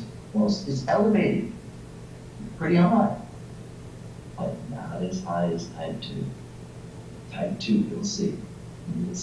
So plasma glucose pretty high here. All right, now let's talk about the microscope. Should I do a biopsy? Should I biopsy Halle Berry? Oh, I'd love to. But no, you don't biopsy the pancreas. Well, what if you did? What if somebody died in a car accident when they developed diabetes? Well, what I've seen when they first got diabetes, well, first you're gonna see T cells, type 4, hypersensitive T cells coming in the islets. We call that an insulitis. So that's a famous term, insulitis. That's what you see first, insulitis. Then those T cells kill the beta cells. So the beta cells are now lost.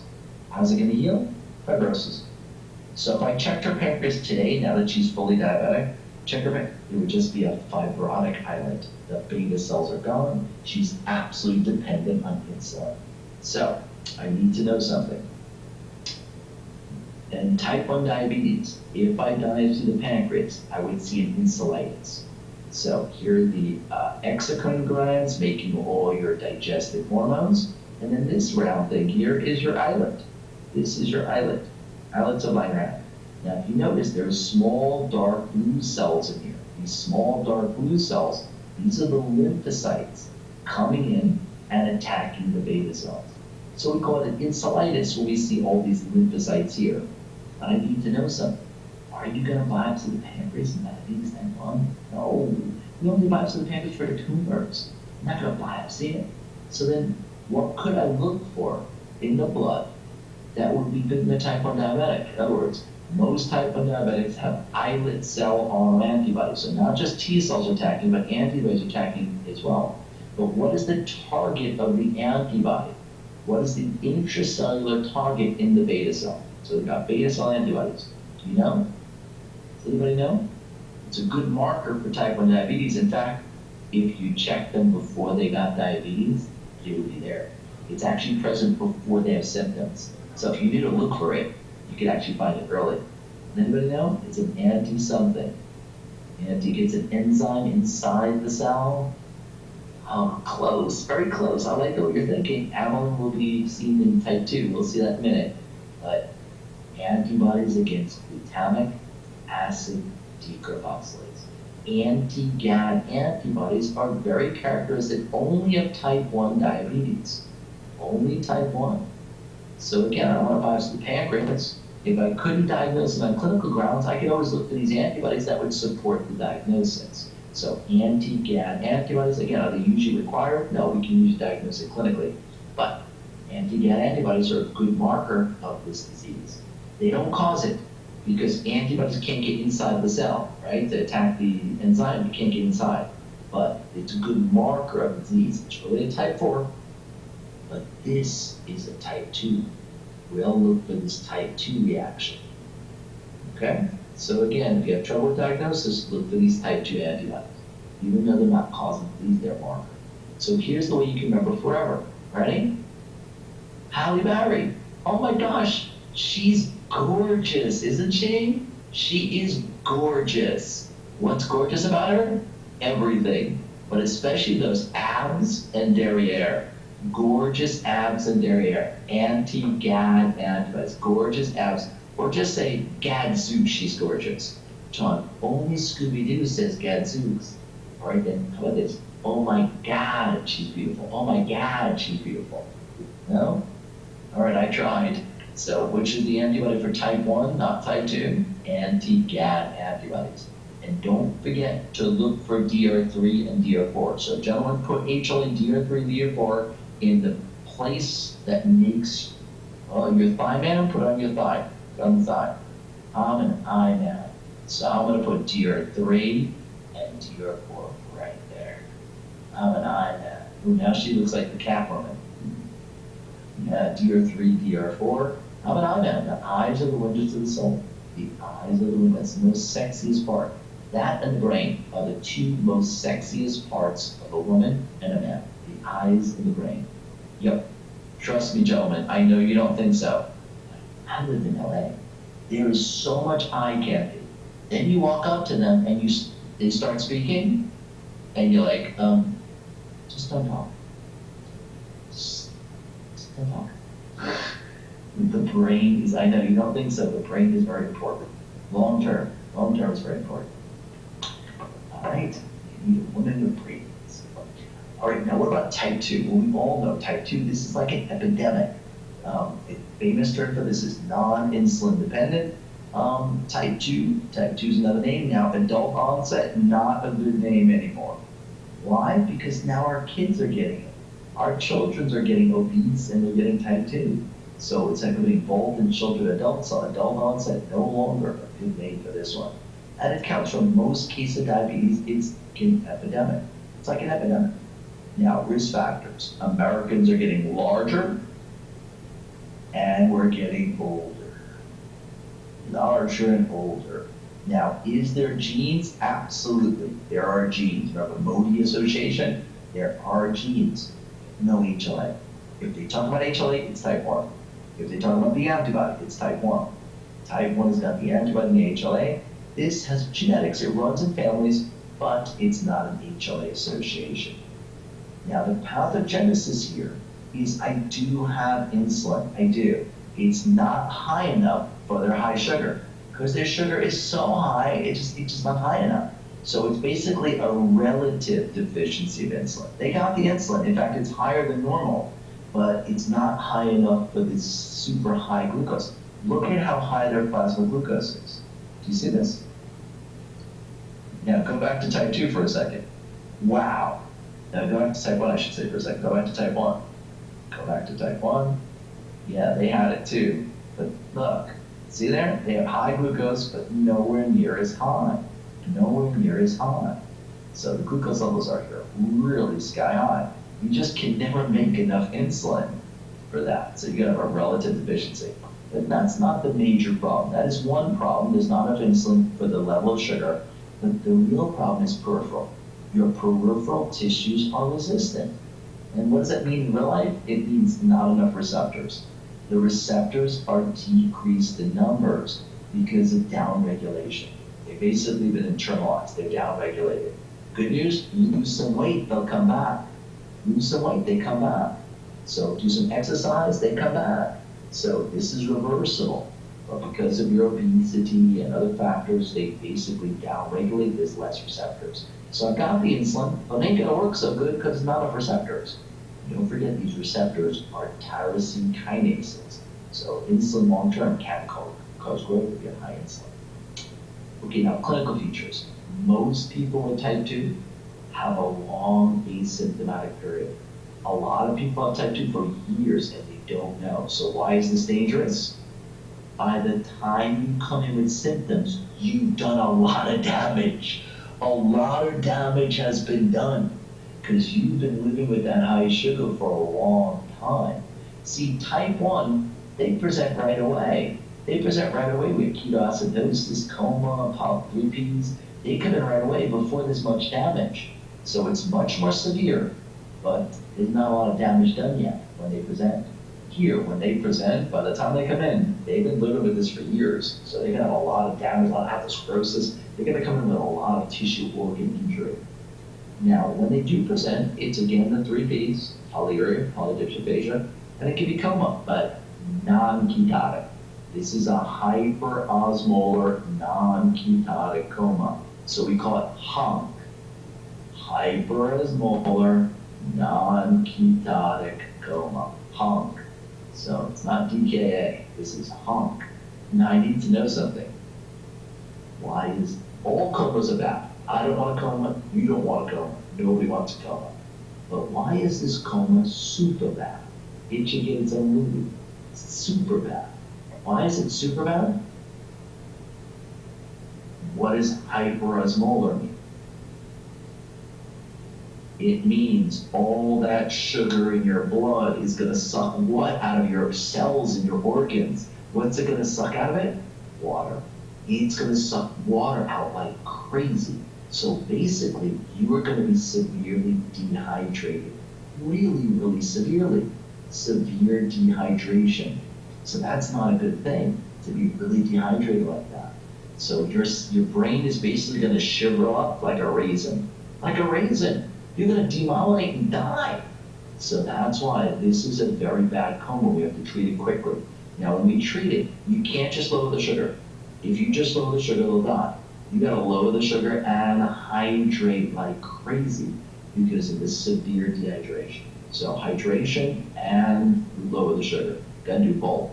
Now, type 1 is also dehydrated, but not as severe as this one. Okay, this is so dehydrated. You never want shrinkage. Gentlemen of either brain, you don't want either brain to have shrinkage. No good. Shrinking this brain will kill you. Oh. Now, treatment of choice. What are we going to do here? Well, always say, let's change your diet. Let's get some weight loss, man. Diet and exercise. Diet and exercise. Everyone should try and do that. Diet and exercise. But what drug do we usually start first? Metformin. We go to oral agents like metformin. Metformin first. And you can add other drugs too. There's lots of different oral drugs.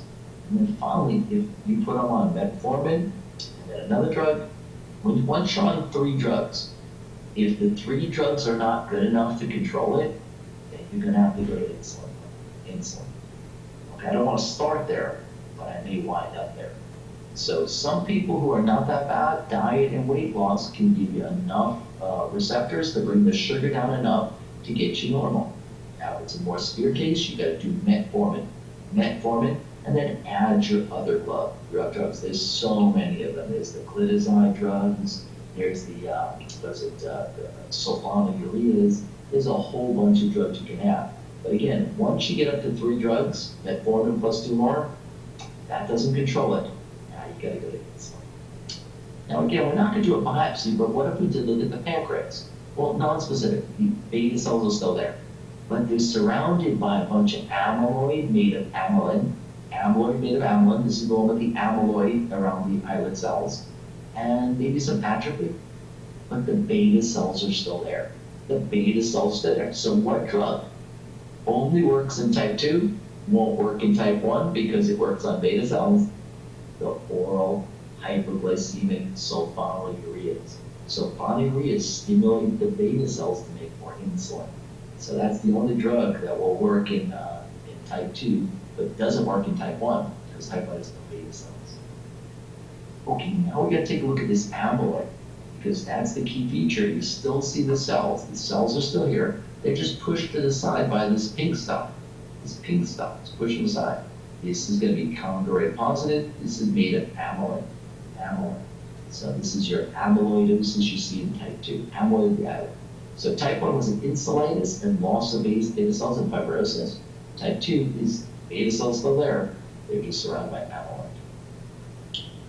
All right, now pathology is very testable in diabetes. A lot of the pathology is due to 2 major things. Number 1, sugar sticky. So it's going to stick to things and make what's called advanced glycosylation end products, also known as age. So it basically gives you aging because sugar sticks to your proteins and damages them. So basically, glucose derived precursors are going to bind to the amino groups of proteins. They're just sticking to it with no enzyme. They just stick to these precursors. The glucose-derived precursors will stick to the amino groups of the proteins without an enzyme. Now, unfortunately, this glycosylated protein will start binding to receptors. These are called rage receptors on inflammatory cells. So diabetes is going to lead to inflammation.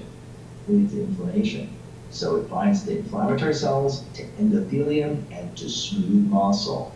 So this, number 1, the proteins may not work so good because they have sugar on them. And number 2, these proteins will stick to receptors and stimulate cells. Look at all these cytokines, like growth factors. The endothelial cells are going to make reactive oxygen species for inflammation. The vascular smooth muscle, they're going to proliferate and make lots of extracellular matrix. That's why that cardinal feature of diabetes, those thick basal membranes are everywhere because of the proliferation of the vascular smooth muscle and the synthesis of extracellular matrix. Now, a second problem with sugar is if it gets inside the cell.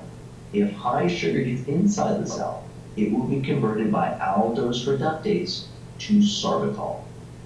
Now, sorbitol is osmotically active.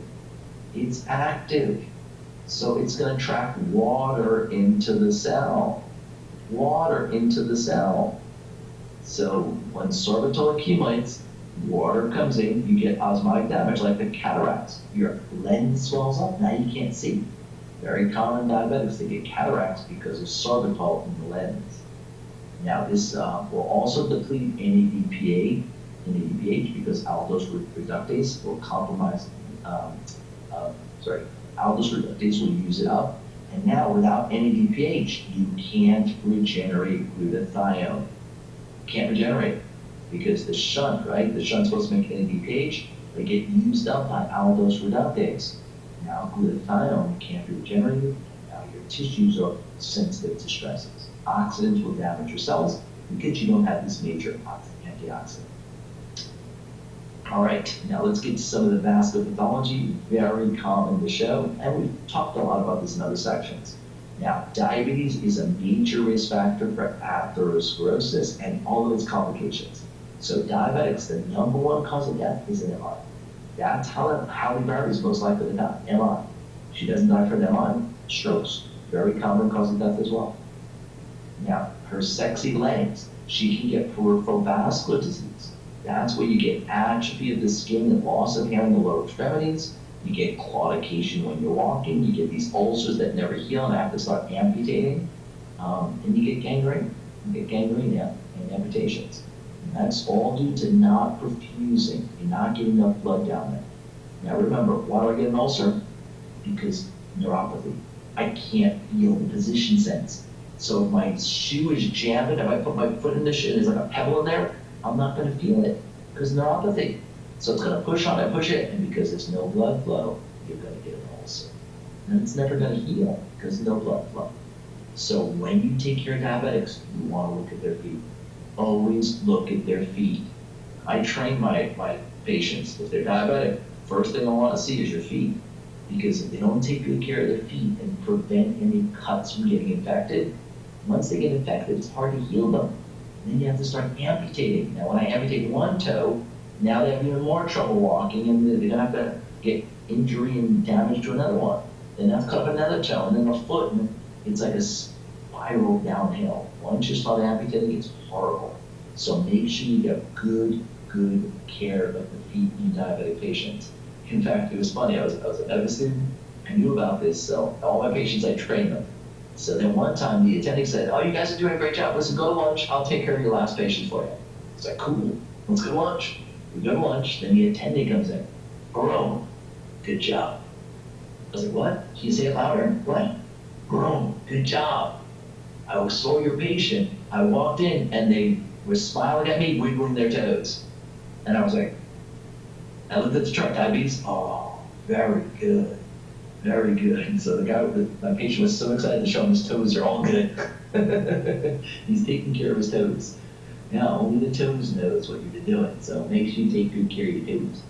And if you do get an ulcer there, we have a drug. It was platelet-derived growth factor. We concentrated platelet-derived growth factor, and we can actually, it's a gel, you can put it in the ulcer to try to stimulate fibroblasts and make granulation tissue to heal it, so you don't get gangrene off the amputate.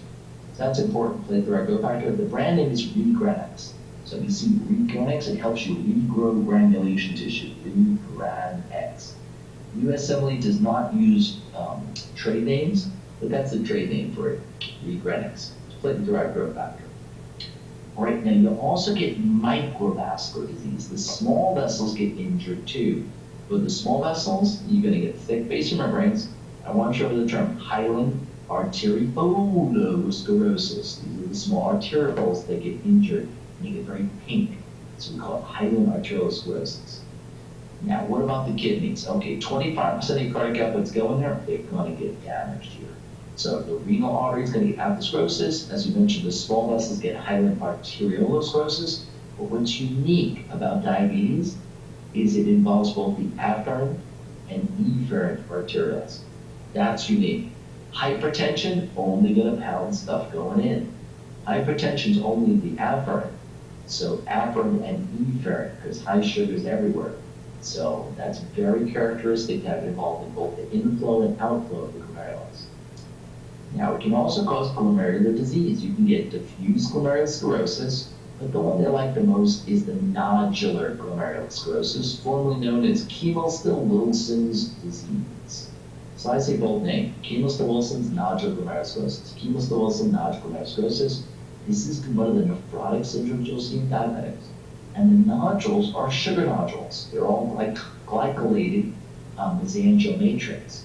So it's PAS positive mesangial matrix. They're glycated by all the sugar. Sugar stick to them. And of course, thick basal membranes, also very characteristic too. Don't miss this one. Keimel-Still, it was on my exam. They actually showed me the picture on my exam with those pink nodules. I was so happy. Glomerulus with these pink nodules that are PAS positive. I was smiles. I was like, yay, give me buzzwords I like. So PA is positive nodules that are diabetic. It's nodular sclerosis. Now, other problems can be caused as well. Like, for instance, they can get pyelonephritis because the bladder doesn't empty. Do you remember diabetic neuropathies like neurogenic bladder? The bladder doesn't contract. It doesn't empty. If it doesn't empty completely, it's full of sugar. Your bladder is now a culture plate. So now you're going to get cystitis and pyelonephritis too. Another characteristic finding is papillary necrosis of the papillae.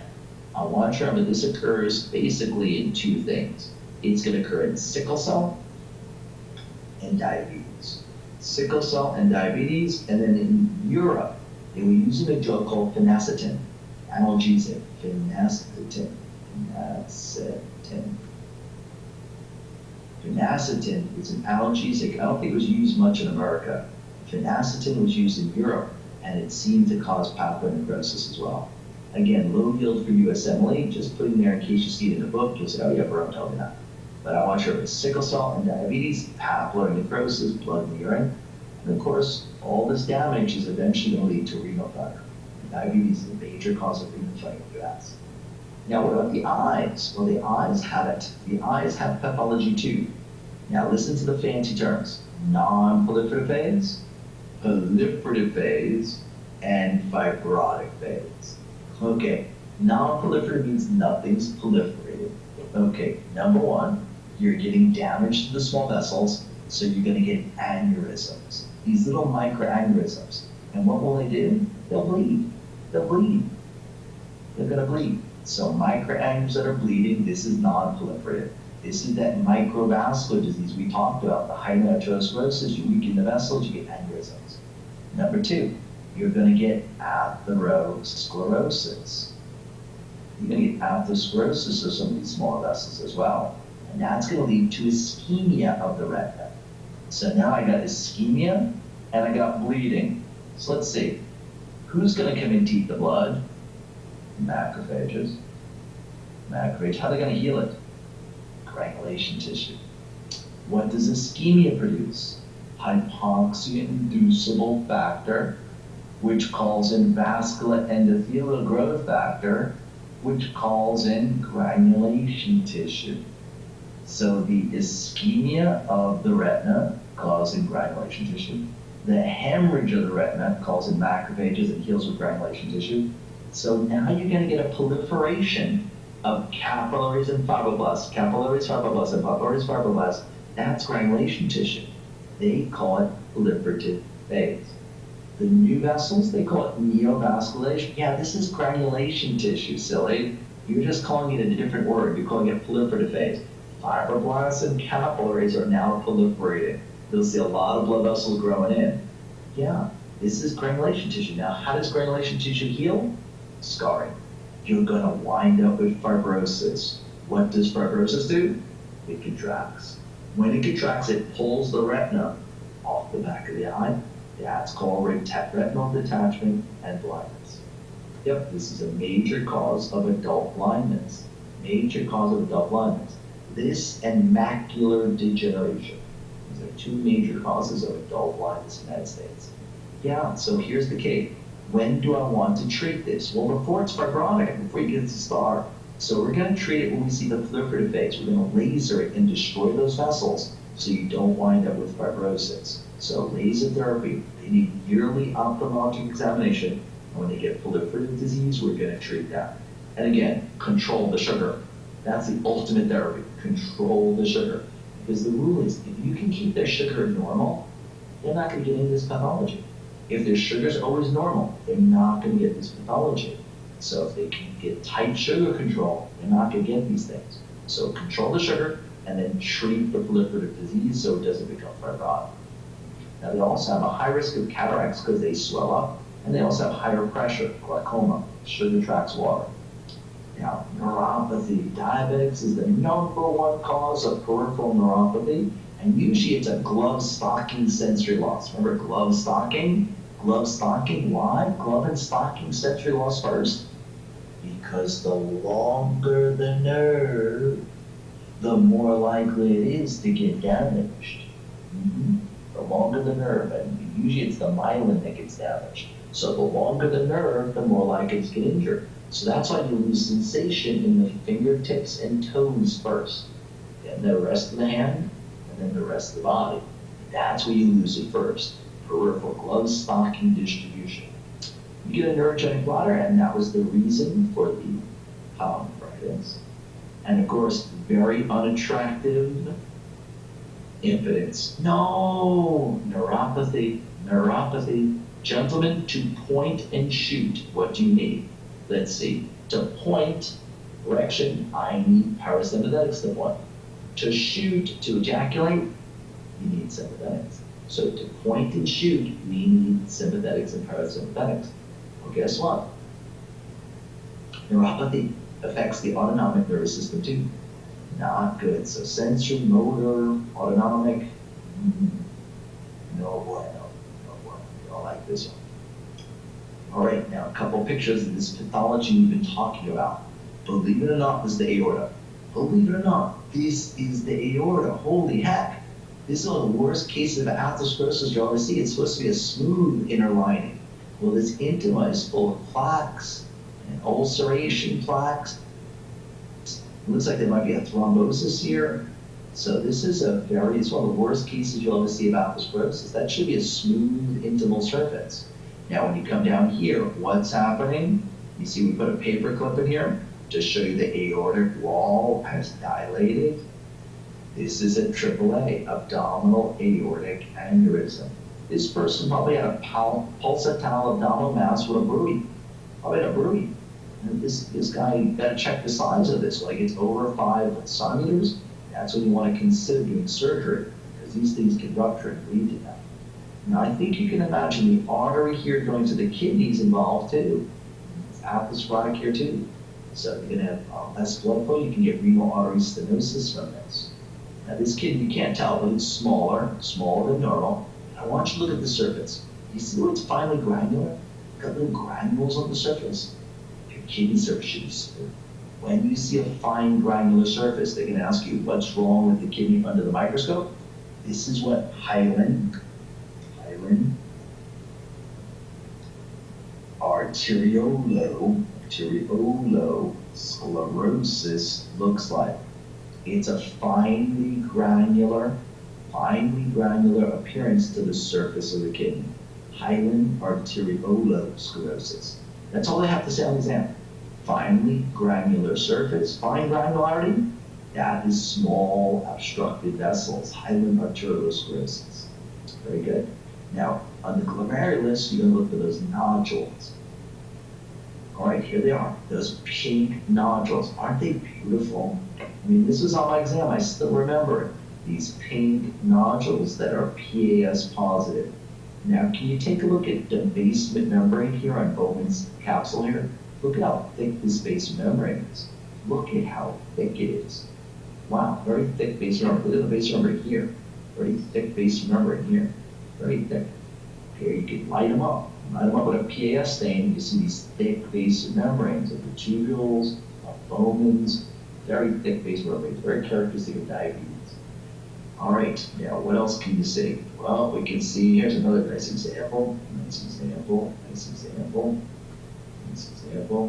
And then look at this granular surface, man. That's a terribly granular surface. Hyaline arteriolosclerosis due to all of the hyaline arteriolosclerosis, all of the granular appearance. All right, so they love this picture of the nodules, thick basement membranes, granular surface to your kidney. When I cut it open, it looks granular. So on the surface, it looks granular. On the inside, it looks terrible. Looks like they probably have pyelonephritis. It's all scarred. It's all scarred in here, probably from pyelonephritis. It's terrible. All right, now here's the retinopathy. The first stage is called non-proliferative. This is when you have high sugar and you get damage to the small vessels and you get these microaneurysms, which are going to bleed. Do you see all the bleeding in this area? See all the bleeding? The bleeding here. Bleeding in the back of the retina. It's bleeding. So these microaneurysms are going to lead to bleeding. You're also going to get atherosclerosis too. When you get atherosclerosis, you're going to wind up with ischemia, and that's going to be the growth factor. Now, can anybody tell me this artery right here has atherosclerosis between here and here? How do I know there's atherosclerosis in this artery right here? Well, because the artery should be nice and red like it is here. It should be nice and red. There should be red cells. Do you see this looks like wire? It looks like copper color. They call this copper wiring. When you see this inside, well, let me draw it for you. You see red at the edge, red at the edge. But in the middle, it's more like silver or white in the middle. The middle should be red. When it's white like that, that's called the copper wiring or silver wiring. That is called hyaline arteriosclerosis. That's narrowing of the vessels. You get ischemia. You get ischemia from this stuff. Okay, so again, that narrowing area, I think you see it here as well. See the way the red is missing from the artery? The red is missing in this area right here. Right there, this area, it's missing. That's another example of atherosclerosis involving the vessels here. So it's going to be ischemic disease. And then it's going to heal with fibrosis. You'll get proliferation of vessels, and eventually you're going to get fibrosis. I think you can imagine there's more vessels in this area than there should be. And you can see these little lines here, little vessels in here. Also, you better laser all these vessels, or this is going to turn into a scar. It's called proliferative phase and then fibrotic phase. Now, susceptibility to diabetes or susceptibility to infections in patients with diabetes. Well, diabetes are considered immunocompromised patients. The immunocompromise is actually multifactorial. Number one, diabetics have neuropathy. So they tend to get injured and they don't know it. They don't wash it, they don't clean it. They'll get cuts on their feet and not know it. Now your shoes are not the cleanest place in the world. So if you don't wash a foot lesion, you're at big time risk for this. Now another problem is if you get a cut, it should heal, but they don't have enough blood flow. They don't have enough blood flow. So reduced delivery of blood flow, nutrients, and inflammatory cells to the site. So that's often why they're going to develop gangrene. Bacteria are going to grow here, and you can get septic, get pneumonia, you can die. Not cool. So you've got to amputate these gangrenes. When they get infarction, you got to amputate. Now, another reason they're going to have problems, aside from getting cuts and they can't perfuse them, is the neutrophils don't work. So even if neutrophils can get there, the sugar messes up their chemotaxis. It messes up their adhesion molecules. Their integrins and selectins don't stick so well with the sugar coating them. They have trouble with phagocytosis. They also have trouble making free radicals. Yeah, and also the macrophages too. Macrophages have trouble with phagocytosis and making cytokines for signaling. So they can't signal in neutrophil health. So this is not good. It affects most of the mediators and processes that neutrophils have to do. It messes up their movement, their adherence, their phagocytosis. It messes up macrophage phagocytosis and its ability to produce cytokines to make inflammation. So no inflammation, you're not going to treat or kill the bugs. All right, now here's a famous classic infection, but it only occurs in type 1 diabetics when you're in DKA, because this organism thrives on ketoacidosis. It loves it. It actually has a system so it can process ketoacids. So it thrives in ketoacidosis. Now, if you take a look here, this is a woman in DKA. She's uncontrolled, and she came in with this necrotizing lesion. Yeah, because what happened is she inhaled a fungus into her nose. Now, you and I are immunocompetent. We're fine. But for her, she's in DKA. When she inhales it, it will start growing in her sinuses and basically cause necrosis. You get necrosis of the nose, the sinuses, often the eye. You may lose your eye. But worse, it'll actually bore its way through the frontal lobe, through the cribriform plate, into your frontal lobe of your brain. Is that good to have something boring its way into your brain? No. I don't want anything or anyone boring their way into my brain. That's not a good thing to have. So again, they inhale it, and it's going to go into the nose, cause sinusitis, then bore its way through the cribriform plate into the frontal lobe, and that's when we lose you. We lose you. This is called mucor. Mucor goes rhino, cerebral mucor. Starts in the nose and sinuses, then it goes into the frontal lobe and kills rhinal cerebral mucor. Now, it loves blood vessels. Aspergillus and mucor both love blood vessels, so they're very hemorrhagic. That's why these are nasty looking hemorrhagic lesions. Here's the wall of a blood vessel. Here's the wall of the vessel. Inside this vessel, you're going to see this fungal organism. Now, there's no septations, and I think you can, it's hard to tell, but I think you can see it's branching here at almost 90 degree branching. What fungus is aseptate, very broad, aseptate with 90-degree branching? That's our friend mucor. Mucormycosis, which by the way is usually found on, it's mold, it's found on bread, moldy bread. So if she's got DKA, she's cooking a sandwich, she takes out the bread, oh, it's no good. She sniffed it now she's gonna get sinusitis. And again, it can bore into your orbit, you lose your eye, goes in your frontal lobe of your brain, you lose your life. And it's lethal. So 90-degree branching aseptic. Now here's how I remember it. Ready? Mucor. John, that's the loser sign. No, it's these three fingers. These three fingers are for mucor. M for mucor. See, it's an M for mucor. M. Now, how does it branch? 90 degrees. Mucor, 90 degree. Mucor, 90 degree. Now, I put it here because it starts as a sinusitis and it invades the frontal lobe and we lose you. So it really is the loser sign because we're going to lose you. Yeah, not cool. Now, who gets it? Ready? Who gets it? Type 1 diabetics, when they're in ketoacidosis, make it to like a K. So type 1 diabetic, ketoacidosis. Type 1 diabetic, ketoacidosis. Type 1 diabetic, ketoacidosis. These are our gang signs. You've now been made.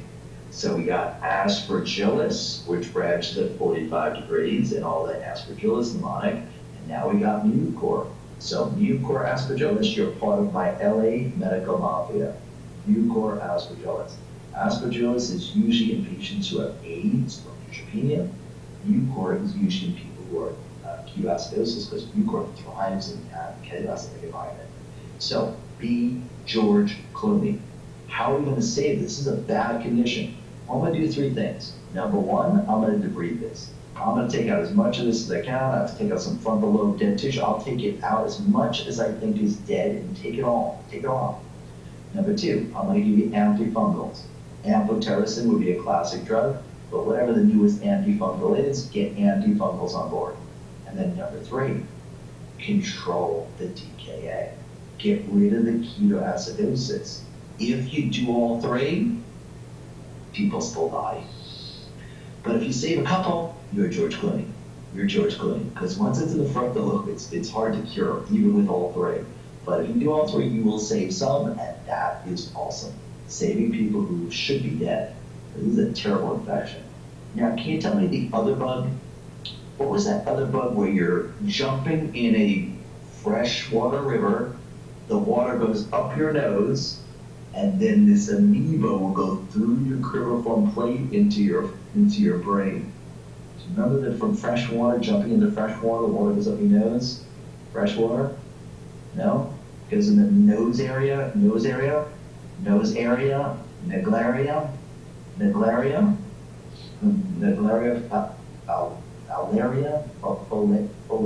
Alaria, something like that. Naglaria, so I was over nose area, nose area. You get it from jumping in a freshwater pond that's contaminated with Naglaria. It goes up your nose, and every year you read about it invading a kid's brain. Naglaria. I don't want these parasites in my brain. Protozoa, parasites, fungus, don't want anything like to knowledge and pleasure. That's it, that's all I want. Now, diabetes and pregnancy. Well, pregnancy by itself is a diabetogenic state. So the hormones favor insulin resistance. That's what the hormones favor, insulin resistance. So it's not surprising that pregnancy can induce diabetes. So there's two ways you can have pregnancy diabetes. You can have diabetes already and then get pregnant. That's pre-gestational. You get diabetes, you're pregnant.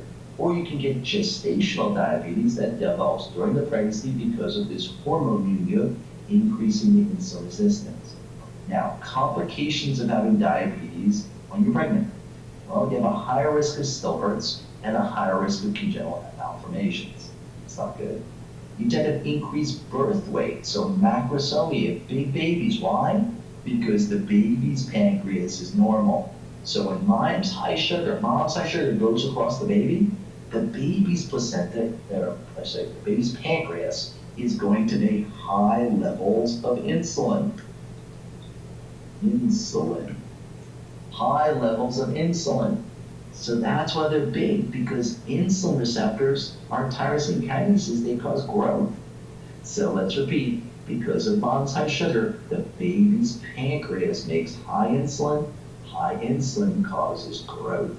The tyrosine kinase insulin growth receptor. Good. All right, now another problem is hyoid membrane disease. They have a higher risk of developing respiratory distress syndrome.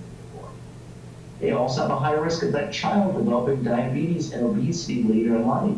So if your mom has diabetes during pregnancy, you're kind of training the baby in utero to have a higher risk of diabetes and obesity later on. Wow, interesting. So very important what people do during pregnancy. No drinking, no big drinking, no big smoking. If you want to do anything wrong during the pregnancy, we can avoid it. Now, the majority of women who develop gestational diabetes, so you get it during your pregnancy, they'll go on to develop diabetes within 10 to 20 years.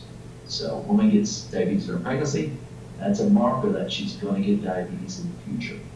Okay, not good.